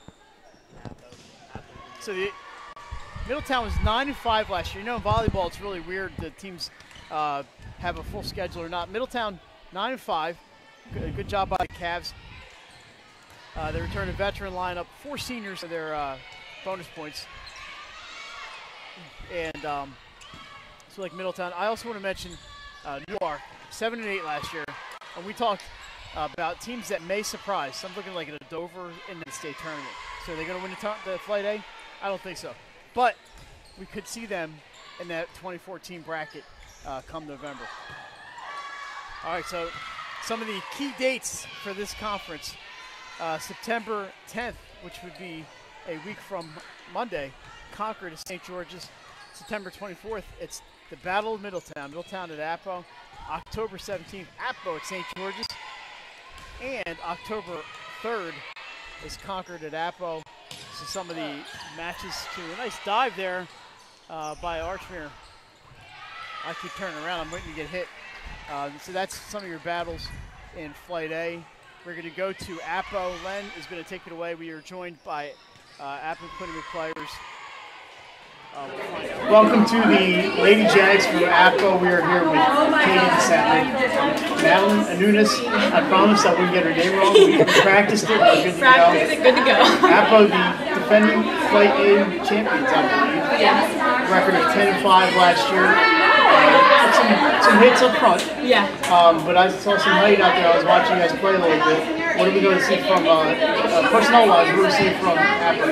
We have both of our middles are sophomores, which is great because they're so young and they have incredible skill. We also have some pretty good right side, and our left side is still pretty strong. So we did lose a lot of hitters, but we're still coming back pretty strong. Katie, are you one of the hitters? No, I set. You're a setter. Oh, that's important. You can't hit without the set. Talk about the back line a little bit for I mean, we have a lot of backline players this year, and they're all they're good players, so that's why we have. Thank if my count was like 6 seniors graduated. So yeah, we lost most of our starting lineup, and on top of that, we actually have a new coach this year. That was my next question. Yeah, so it's actually exciting for us because it's like a fresh start for the seniors, a fresh start for everybody, and we just got our team made yesterday, right? Yeah. So we are new, but so far it's going pretty well, and we're all really bonding well, and she's got a lot of good things that she brings to the team, so it's good. Katie, little birdie told me that you guys, as you mentioned, got a new coach very, very recently. It's been a couple of days ago, and then you guys really missed that first few days of practice. I know every day counts. Is it tough coming in and just getting a new system and your personality? It was like nerve-wracking that we had someone new coming in, but I think we were all excited for like, the change that we were going to get, and we were going to have someone else on us and like giving us information on how we can make ourselves better and make our team better. So we're going to talk about Flight A just a little bit. Home to charter out of the conference as of last year. Flight A, you guys were really the standard bearers for Flight A. They took some lumps last year. Is it important for you guys to represent that conference and show that, hey, Flight A still has some quality volleyball? Does that mean something to you guys? I think it does, because it's an accomplishment, and we got there last year as a team, and I think it would still be a goal for us this year. I think it's still pretty important to us. Who do you see as, I think you guys are, who else do you see from Flight A coming up and maybe sneak it in there and maybe a Concord or a New York? Yeah, I was going to say Concord. We're usually, when we play Concord in the season, it's usually a pretty close game, so we'll have to watch out for them this year. Awesome. So what kind of volleyball are we going to see from APCO? Katie's going to be the exciting, fast-paced action, or we're going to see a lot of passing, controlling, and stuff like that? Hopefully, like B. This year, Jason, there's also Flight B, and you're going to bring us into the Flight B teams. Yeah, and I think it's going to be a 3-team race between Brandywine, Dickinson, and Mount Pleasant. Mount Pleasant needs to stay healthy. I think if they have any chance to stay there. Let's start with Brandywine, your champs. They were 11-4, 7-0. Let's start with Brandywine, your champs. They were 11-4, 7-0 in Flight B. The Bulldogs ruled the Flight B last year as they dominated the conference matches. The only one that was close, Mike, they swept everyone but Dickinson. Dickinson was a 5-set drag-out fight. Bulldogs have to replace 8 seniors, and that's going to be tough if they want to grab the automatic bid. The Rams gave the Bulldogs all they could handle as Dickinson was 9-6, 5-2 in Flight B. It was a they went to Brandywine and gave them a 5-set battle. The Rams bring back some talent, but also lost some of their better hitters. Yeah, they lost. I think they lost a lot, the seniors. Yeah, but they bring back some talent, especially up front. It's tough to replace 8 seniors if you're Brandywine. Yeah, that's going to be tough. The Green Knights were 9-5, 6-1 in Flight B. They were 9-1 before the injury bug hit them last year, and that was tough because you lose your last 4 matches, including a sweep in the hands of the Bulldogs. So, question with Mount Pleasant, can they stay healthy? She also plays volleyball. She's 6'3", and she kind of rules the middle. And as long as they keep people on the floor, Brandywine's got a ton of players to replace. So I like Mount's chances, but they were actually finished with a better record than Dickinson last year. But they lost those last 4. How about the automatic bid may come down to these: September 26th, Dickinson at Brandywine; October 3rd, Dickinson at Mount; and October 24th, Mount at Brandywine. The thing that worries me about Dickinson, both of those matches are on the road for them. They were both on the road last year, and they lost to both of them on the road last year. They're going back on the road again this year. That's got to be tough for a team. It's almost like not having a home court advantage. All right, so we are going to bounce out of conference here. And there are some, actually, only one team that we're going to look at is a non-conference, technically a non-conference team, and that's going to be Caravel. Well, all 3 of them are non-conference when they get to the tournament because they do not recognize the conference that they're in is a Maryland conference. And so the other Eastern Shore Athletic Conference, Eastern Shore Interscholastic Athletic Conference is the home for Delmarva Christian and St. Thomas More. Let's start with those 2, and we'll go back to Caravel. So let's start with, we're going to start with Caravel, but we're making an executive decision here. Let's go to Delmarva Christian, 14-1. They are in that Eastern Shore Conference with Thomas More, and everybody else is in Maryland. So we don't know a lot about their opponents. All I know is every year, Delmarva Christian gives people trouble. They lose quite a lot of talent, but they're very experienced. And you mark it down to 13, 14 wins almost every year. So it tells you how good they are. They do have their state schedule's pretty tough. They have Cape, Henlopen, Indian River, Red Lion, Caravel, and Dover. And they played them all last year, swept them all except for Red Lion was their only loss. So they've played them all before. Last year they beat them all. So they had the talent, I think, to beat all those teams that you just mentioned. Also in the conference, St. Thomas More, and as you mentioned here, for St. Thomas More. Yeah, St. Thomas More just had one of those it's a weird year. Weird year where they didn't meet the match requirements, so all their matches were changed to scrimmages. They were 2-9 in their 11 matches. That won't happen this year. They have a lot more kids. Last year, they put the team together at the last minute. I think they only had 6 or 7 kids, so if somebody was missing in action, it was tough for them to fill their schedule. This year, being in that conference will be good. But it's going to take a lot. Yeah, they have a new coach by the name of Ken Lutz. Last year they didn't get a coach until the week before the season. They kind of had to throw things together, as you mentioned. They're going to be in the Eastern Shore, the ESIAC, only 6 games against Delaware opponents. They do return all but 1 player, and they have Logan Hughes and Maddie Murray on the team. I think they could sneak into the tournament. It's not going to be easy, but they could get in there. And I don't know what these teams they're playing in Maryland are like, but good. They all count. They're legal. It's all 2-point wins, however you look at them. And the question to St. Thomas More is going to be bonus points. They're not going to get many. They're going to need 12. I see 12 wins just to get in. So it's going to be tough for them. But if they win those 12 matches, Mike, they can be in. Alrighty, so we're going back. Now let's go to Caravel, the true non-conference team. They do not have a conference home, and Jason's going to tell us about Caravel. Yeah, Caravel was 10-5 last year. They had a boatload of talent returning this year. Courtney Maxwell. They have a solid schedule, and I see the Bucks as a tournament team and possibly a real high seed, like in that 10 to 12 range, like they were last year, where they won a couple matches. A change of philosophy a few years ago. They've toughened up that schedule. So they're not putting together 15-0 seasons, but they're better than they were 3 or 4 years ago. And they have put together a successful season after successful season. They're a very experienced bunch, like you mentioned. They have a great schedule. It's not easy when you're non-conference to load up on the schedule, but Coach Healy Ray Healy has done that. And I think they're going to be having a decent season. They were 10-5 last year. We talked to Courtney Maxwell and Grace Morton. I'm sorry, Courtney Maxwell and Katie Paoli. And here is my chat with them last week. We're here with Caravel Academy, Katie Paoli and Courtney Maxwell. Ladies, thanks for joining us today on our volleyball preview show. It's play day of friends. It's a busy day here. Caravel played already. It's only been a lot of your hiking on the front line was it.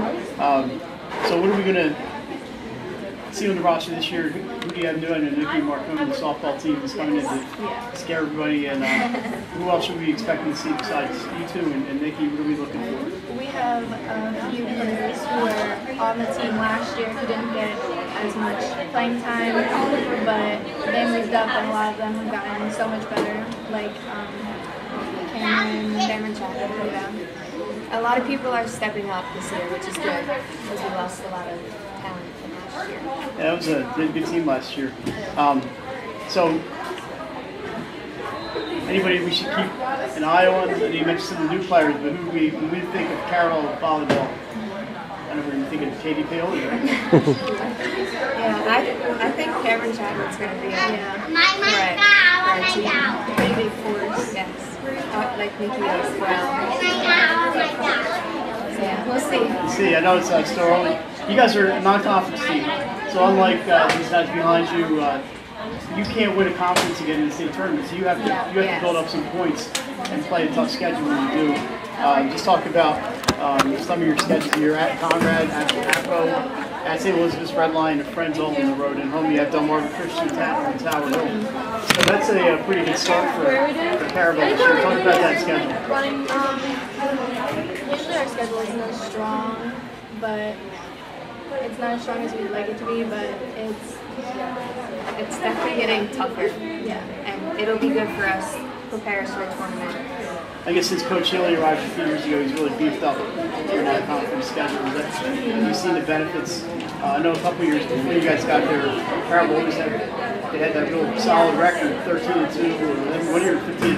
That was my freshman year. The freshman year, and I think that was the first year. It didn't really translate into the in the state tournament.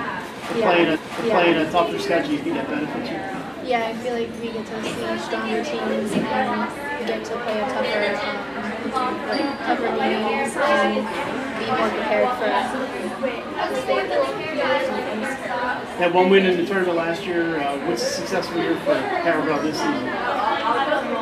Honestly, just really playing our best and like our hardest, and just seeing where it goes from there. And what do you need to do, Katie, to take that next step to get past it? You won the first round game last year for seniors to get past that first round. I think we just have to play with a lot of heart and just not give up. I think that'll help us greatly. And lastly, talking to your classmates, your Caravel community, why should they come out and watch Caravel volleyball? It's a fun time. Yeah. We do a lot of fun stuff, especially attack addiction games and breast cancer awareness stuff, where we have things during our halftime where they can do contests and things like that, and it'll just be a nice time to support their teams. All right, ladies, well, good luck this season. Thanks for joining us, and we'll be back with our next team on the 302 Volleyball preview show right after this. We're here with Caravel Academy. And thank you, Caravel Academy, for those interviews. A player to watch for them, Mike, a newcomer. The softball. We recognize Nicole Marcone. Yeah, she's going to have to leave that Louisville Slugger at home. Yeah, absolutely. So that wraps up the non-conference. Let's take it to Diamond State, Mike. This is by far the deepest conference. We've already talked to Archmere, Red Line, DMA, so we've already talked about them. Let's just catch up with the Conrad Red Wolves. They were 10-5, 4-3 to Diamond State. They had a solid season and are probably returning the most talent in the conference. Elisa Fayville, unbelievable. I think she's one, if not the best defender in the state of Delaware, and only a junior. This year they will not have Julie Kaleja. She's going to focus on basketball, and but her sister Steph will be there, and they will help on the offensive side. Yeah, I talked to Julie just a couple days ago, actually. Julie and Steph and her dad John. And Julie's going to be watching, but like you mentioned, her future is basketball, and that's where she's got to concentrate. But that is a very talented team. They have some height. They are now finally getting to be an older team. A lot of juniors on this team, and very, very stiff opponent for anybody who plays them. We caught up with Alyssa Fayville, Olivia Joswick at Friends last week, and here we are now joined by two of the Red Wolves, Alyssa Fayville, Olivia Joswick. Last time seen on 302, they were dribbling at the Bob Carpenter Center, and somebody put up a game-winning, state championship-winning shot. And since then, she's been on the rubber chicken circuit, right, been doing the banquets and the awards. Right, and that's one of our favorites here at 302. Ladies, Conrad 10-5 last year, really tough conference. Talk about what was successful last year and what you'd like to improve this year. You guys can jump in, whoever wants to do that. Well, last year, obviously, we were a young team. We had a lot of freshmen, a lot of sophomores. So I think that showed sometimes on the court of not really knowing each other. But I think since everyone's getting older, we're starting to know each other, so we're starting to improve the communication. Yeah, and the younger players are becoming like the upperclassmen, and we're taking more leadership responsibilities. We're getting along really good as a team this year. Anybody, I know you mentioned hardly any seniors. It seems like you guys never have any seniors. Anybody new on the roster that we should be looking out for? That people are going to say, "Wow, look at that person." We got Erin Rannigan from basketball. Oh yeah, we remember Erin. Yeah. And Audrey Hartman, she's a sophomore this year. So you got some new blood. Yeah. For you guys. You guys are in a tough schedule at Diamond State. We're going to get that up in a second. You take a look at your schedule. You don't play an easy schedule at all. Looking at the games at home, quite a few games at home. Alyssa, why don't you take the home schedule? You got Tatnall, Caravel, Archer, Tower Hill coming your place this year. And then Redline, you finish up welcoming Henlopen, a new team on your schedule. That's not an easy schedule, so how do you approach that? Well, I think with a tough schedule, it helps us improve altogether because we know we can't take any team lightly, even if they're not ranked. We know they can come out strong. So we have to come out strong every game. And I think the home games, the home atmosphere really helps us because it gets us excited. One of my favorite gyms to go watch a game. And Conrad, we've said this about a few gyms, but you have to get out to Conrad to see a game, either volleyball, basketball, whatever you guys play in there. You guys have a great PA announcer and a great turnout all the time.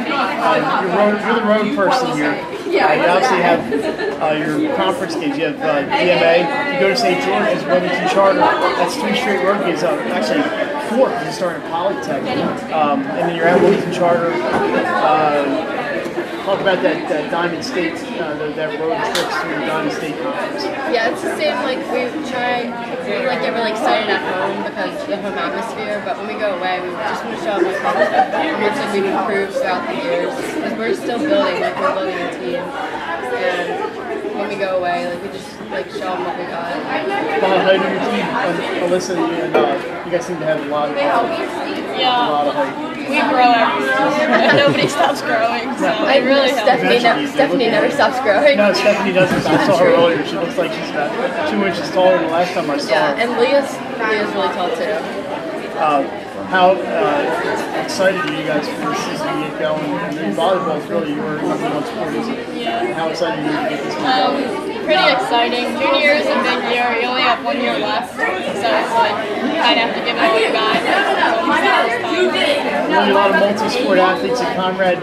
So you're playing with a lot of the same girls that play basketball. Does that help with continuity? Really get to know each other? Yeah, we've become really close. We all are friends at school too, so that helps. And it really shows on the court when we play good together.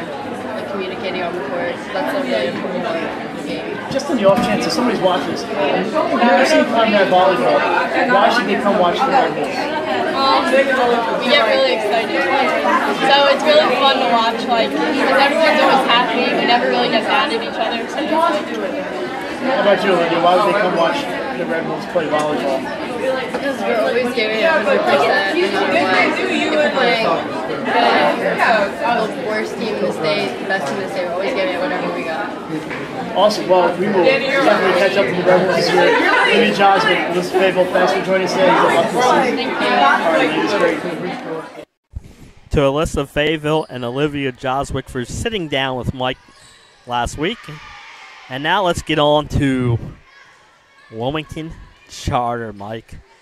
They had the perfect season last year, their first in the Diamond State, as they went 11-4, a perfect 7-0 in the conference. Their first year in the conference. Absolutely. The Force will look to add a second straight Diamond State Conference title in only their second year. They are led by a Player of the Year candidate, Maddie Matheny, on the offensive side. But, Mike, here's a catch. Their first 4 matches are tough. 2 conference matches against Archmere and DMA with a trip to Padua in there. So it's a tough 4-game stretch. Wilmington Charter. They open at, against Tower Hill. Right. And then they go, like I said, DMA, Archmere, and Padua in that stretch. So if you are looking for something to do Friday night before football or instead of football, if your football's not your thing, you might want to go to Wilmington Charter School and check out Tower Hill. Wilmington Charter, they played a 5-7 there 2 years ago. Last year they opened up at Tower, another fantastic match. And I like Wilmington Charter, Jason Nave, Matheny, but she's not alone. Mallory McCormick, they bring back Kenny Swanson. They have a lot of talent on that team.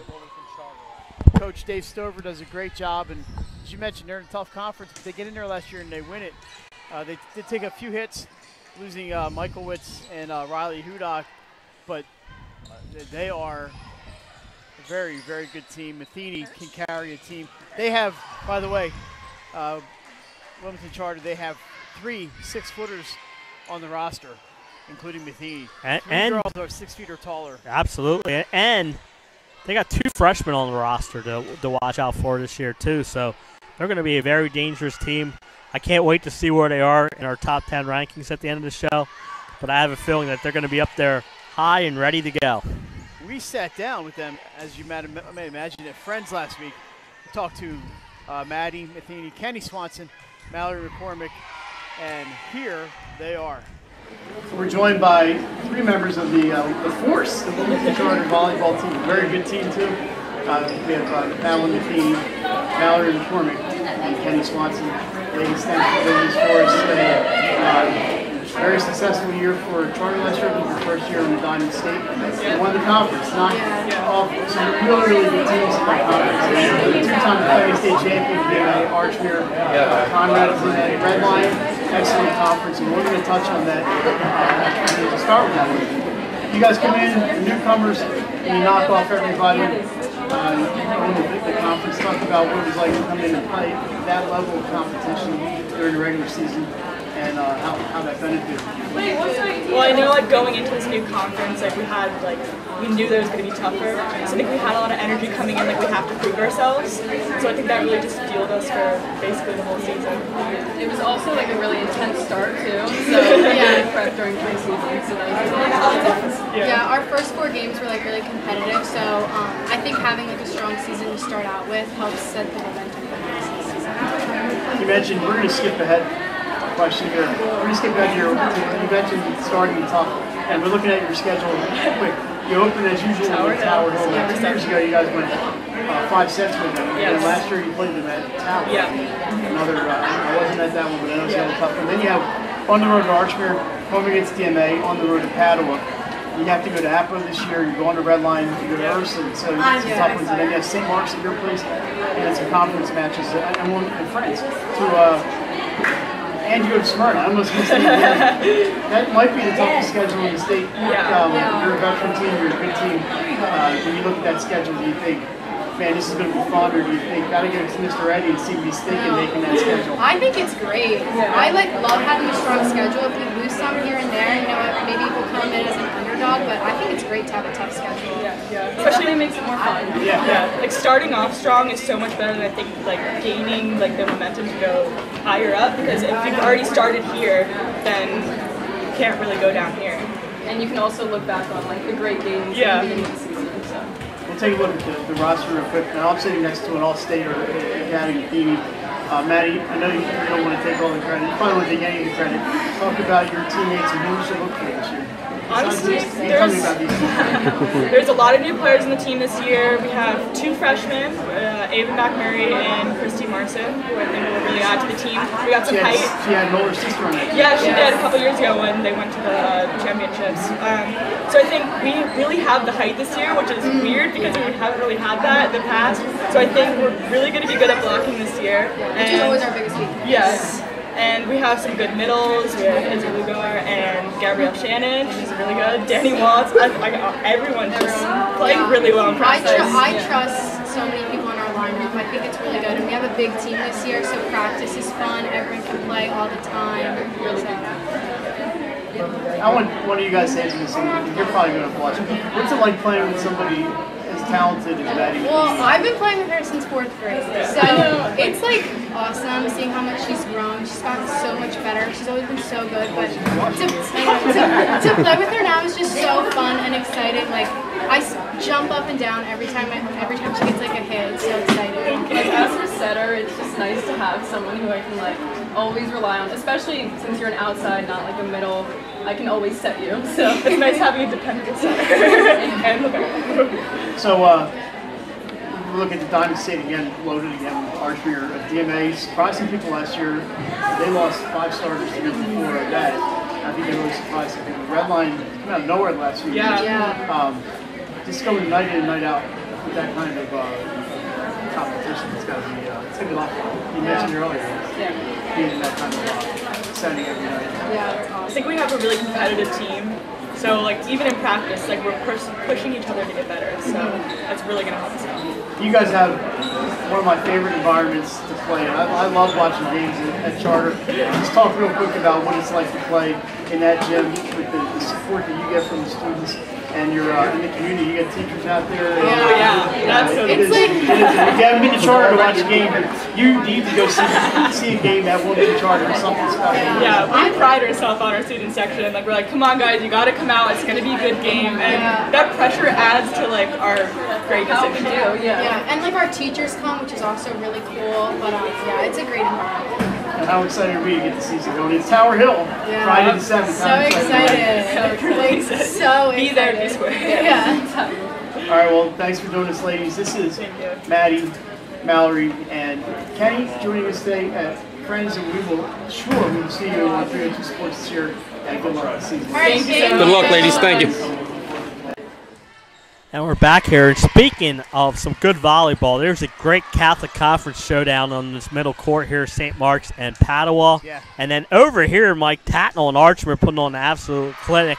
Tatnall's playing really well over there. Tatnall is playing a great match against Archman right here. They are scoring left and right. But, you know, Coach Quokka, the eternal optimist down there, I love that woman. She's awesome. And never gets too far down, never gets too far up. So, it is still the preseason. Jason, we have one more taped interview to bring you. That's, believe it or not, folks, 17 teams we interviewed this year. I don't have enough fingers and almost enough toes to do that. And Mike, it's Newark Charter, 6-9, 2-5 in the Diamond State last year. Yeah, and you might say, why did you include Newark Charter? Tell us why. 7 wins will get them in this year because of their schedule. Their schedule's very tough. They're in a tough conference. Their non-conference schedule, Padua, Ursuline, St. Mark's, it's just, not to mention Friends and a couple other independent schools. So it's a real tough schedule. Conference schedule's strong. Mike, the thing is they were 0-5 against top teams in the conference last year. I think they're going to need to steal a win or two against them this year, probably to get to their 7 or 8 wins to get them in.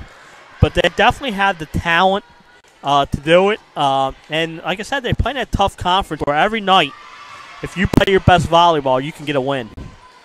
Yeah, speaking of volleyballs, they come flying. And I'll tell you what, in St. Mark's, I'm impressed watching St. Mark's play today. Hey, Ryan's happy about that one. This is our St. Mark's partner over there. But that's a talented crew right there. And Archmere and Tatnall in front of us. It's a Newark Charter, Jason. We mentioned disappointing year last year. I think people were expecting a step up, and they really took a step back. But we talked to Abby Carbajal and Melissa Sharp. This was a team when Abby started playing in 8th grade 4 seasons ago.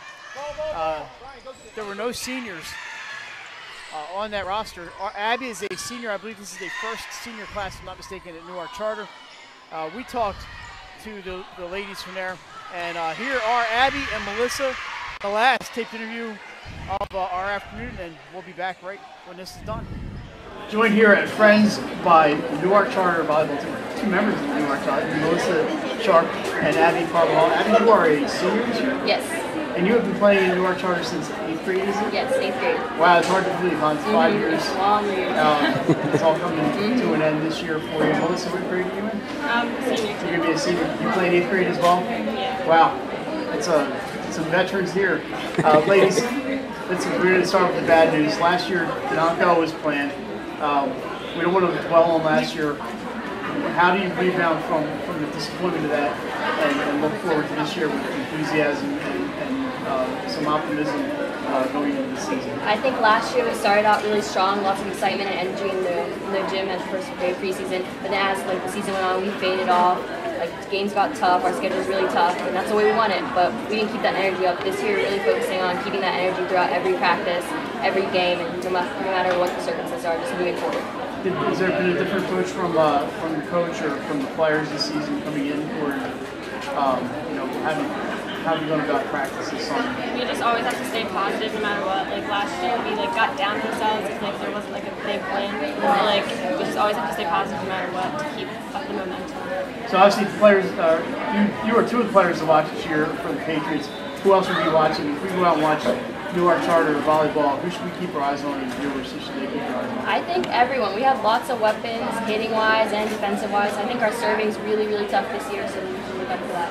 Any 8th graders or freshmen that we should be looking for? We have an 8th grader this year, McKenna Ritchie, and then freshman Aubrey Celeste. She's going to be 8th grader, just like you guys. I think when you were there were no seniors in the school, weren't there? No, there wasn't. So we had you guys kind of setting, you were trailblazing in a way, you are charted. Let's look at your schedule real quick. Not easy. You are on the road. Yeah, first off, you're in a Diamond State Conference, which is very tough. But you're on the road at Paddle, at Tatnall, at St. Mark's. And then also you have your conference games. Going to play, Abby, you're going to be my road warrior. Going to play in a place like Paddle and Tatnall, St. Mark's. What's that like? It's tough sometimes with like the fans from their team, but also it's like great for us to mentally challenge ourselves to stay focused, stay positive, like Melissa said, just stay positive at every point, move forward, and stay focused. Abby, you get the home portion. You guys behind you. Caesar Rodney come up to visit. The champs are coming in. Ursuline is visiting Newark Charter this year, and then you also get that Diamond State schedule. If you get what do you need to make that a real home court advantage? You get good students out there, and you get good support out there. Our crowd's like a huge thing. Like we always have like themes going on, so like having a huge crowd like really like brings on like positivity and like, momentum. What's it like taking on the champs yet? Obviously, DMA the last 2 years has been champion, and now Ursuline. You don't get really, there's no break for you guys. We have the mentality that we're not better than any team, but we're not worse than every team. So we have to go out each game the same way, focused and positive. So we looked at last year's record and we said, to be honest with you, we bring Newark Charter this year, and we were showing confidence in you. Including you here, because we believe in you guys. Why should other people believe in Newark Charter this year? I think we have a great team, a great mix of like veterans and new people, and that mix and like really coming together and staying positive. I think we'll be a great team to watch. Well, I'm confident that it's going to be turned around this year for Newark Charter. You guys have some really talented players. I was watching earlier today in the play day. Thanks for joining us. Good luck this season, and I'm sure you're ready to get started. All right, so we have Abby Carvajal, Melissa Sharp. Good luck, ladies. Thank you. All right, thanks to Abby and Melissa. Jason, we are expecting big things from Newark Charter. I don't want to put any pressure on you ladies, but you know, I asked them in that interview, we're here talking to you for a reason. Why should we believe in Newark Charter? So I'm rooting for the Patriots. Yeah. State match every night of the season, and see a great volleyball match. There are that many good teams in this conference. Let's take a look. September 13th. That's right around the corner. Yep. Wilmington Chartered Archery. Are you kidding me? We're watching archery here today, Jason. They look fantastic. Although, I'll tell you what, that Tatnall Hornets team, wow. They're impressive over here. September 15th, just 2 days later, Red Lion at Newark Charter. We talked about the Patriots a second ago. September 18th, Archmere at Conrad. Maybe my favorite gym to watch an event in, Conrad, the Wolves Den. Outstanding place to watch any event. And also the same day, DMA at Wilmington Charter. So mark that date on your calendar. It's the 18th of September. A week later, the 25th, Conrad walks down the street to the Dome. They're playing at DMA. That's another, it's going to be a fun environment this year, the DMA Dome. Like we said, only one match there last year by the time it got built, but expect that to be a big home court advantage for the Seahawks this year. September 28th, Archmere travels down to Red Lion. I'm having a good time here today. I am too. It's hard to believe we're getting near the end here, but what a great show. Players and coaches have been outstanding. Once again, thanks to everybody who's helped us make this possible. As you're watching some Auks and Hornets, nice diving stop there by Tatnall. All right, Jason. Hey, Len's in a hurry or something. This is our preseason. We're going to call them players to watch because we have more than enough for a first team All-State. So we've each named 10 players that we think will be the All-State, first team All-State at the end of the year. And we'll explain some of these as we go. We had, first off, out of the 10, we overlapped on 8. 8 of 10. And here are the 8 that we overlapped. It's right in front of us here. Savannah's a junior at St. Mark's. Comedy Conte from Wilmington Christian. We agreed on Comedy. Outstanding player that I don't think enough people have seen play. And another player that you are watching right here, that would be Julia Kochi from Archmere. We have Difford on 2, and here are your 2. Yeah, Jess Mullen, who's right here in the center court for Padua. She had an outstanding season last year, Mike, as a sophomore. Played a lot as a freshman. I like the fact that she plays both ways, and she's going to be asked to do a lot more this year without Emily Jerome. So I expect big things out of Jess Mullen this year, the junior from Padua. And then Ashlyn DeLucia from Tatnall. She's having an outstanding day out here. I've been watching her She's right here all morning long. She's been impressive. She also was a great player as a freshman and a sophomore, and she gets better and better each year. I expect big things from her and the Hornets this year. So those are my 2 that Ashlyn taking on more of a leadership role Yes. now with the graduation of Jules Campbell and Samantha Steblai. So there you have Jason's, I don't call it the other 2, but the other 2. I am going to add from the state champions, Ursuline Raiders, Corinne Fury. She is a junior. She is about 6'1". She is going to be basically not replacing, she's a starter for them. But they have lost Taylor Wright, and she's going to be an outside hitter to contend with again. And Mike, I know last year she played a lot up in the front line. We didn't see her play the back line. It would be interesting to see if she goes back and plays in the back line with the loss of Taylor Wright, who played every set, every match. She never came out. So it would be interesting to see if Corinne Ferry plays a little bit more for the And of course, Ursuline we Raiders. mentioned Sue Heiss has so much talent there at Ursuline. She can rotate him in and out, but Corinne is that good, I believe. And the other one just joined us a little while ago, Markeisha Bennett from Smyrna. She's a senior. We need her to get healthy so she can prove me right. Markeisha, about 6'1", just an outstanding front court presence. And Smyrna's going to need her. And I think those are the other 2 that I have. I want to put an asterisk in there because I had Haley Velasquez on my players to watch until I found out that she was moving to libero. I think she was the best setter coming back this year, not playing setter. Haley, please prove me wrong. Go out there and be the best libero you can be, and we'll be looking at the end of the year to see how we measured up on our volleyball knowledge. All right, we're wrapping up quickly here. We're going to the games to watch. And I tell you what, every game here today has been a game to watch. Absolutely. Well, let's give this to Jason. He's going to tell us where you should be. All right, so I'll get the first date here, September 7th, Tower Hill at Wilmington Charter, Tatnall at Conrad, and Smyrna at Archmere. September 11th, Friends at St. Mark's. September 13th, Wilmington Charter at Archmere, Smyrna at Cape Henlopen. September 18th, mark this one down on your calendars. St. Mark's travels up the North Broome Street, take on the Padua Pandas. September 20th, Wilmington Charter goes to Padua. September 21st, mark this one down on your calendars, Ursuline at Tower Hill. October 3rd, a Wednesday night, Padua goes to Ursuline in the championship rematch from last year. And it only gets better. October 12th, St. Mark's at Wilmington Charter, followed by an October 18th, Wilmington Charter at Ursuline. And Mike, October 19th, Archmere at Padua. October 22nd, mark this one down, Friends travels to Wilmington Charter. October 27th, St. Mark's at Ursuline. Mike, this next date I'm going to reveal, October 28th. The state tournament brackets will be released. It's my favorite day of the season. Yeah, and we still have some time to get before that, so that's about it. Do we have anything left? Oh, yeah, we do. We have one more thing to bring you. Are we going on camera for this one, or should we not mess up the shot of Tatnall? So we're going to keep it on some volleyball here. That's right, Mike, on this page Mike, right let me here. get them. These are fresh off the presses here. Unbelievable as we go fresh off the presses. How about we'll go from 10 to 1? Well, that makes sense. And I'll read the evens, you go odds.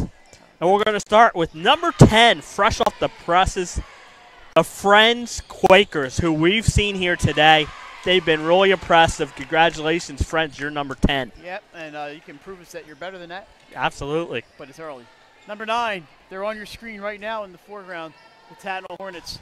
And I'll tell you what, I'm impressed. Well, I am impressed. How about that Ashland Delusion with that kill right there with a nice dig by Archer. Number 9, Tatnall Hornets.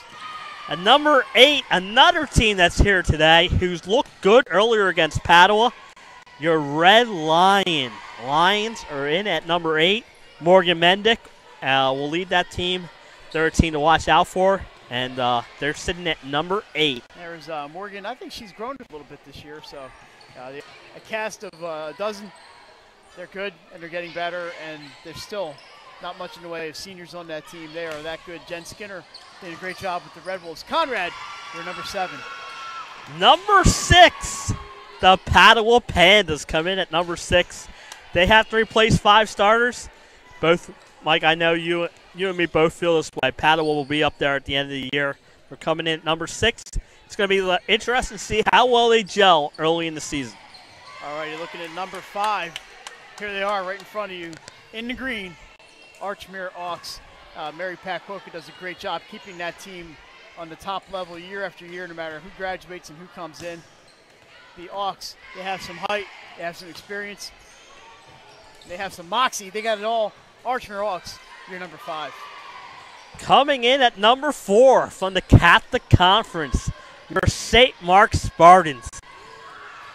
We mentioned them earlier, Mike. We're going to put them on right here. I think this is a great team. They're going to have a great year. Savannah Siemens and a cast of characters will carry this team. Their schedule's real tough, but I see good things for St. Mark's. They come in at number 4. All right, this session is about wrapped up. Number 3. Hey, Dave Stover, we're looking at you, buddy. Romy Charter Force, the Diamond State defending champions.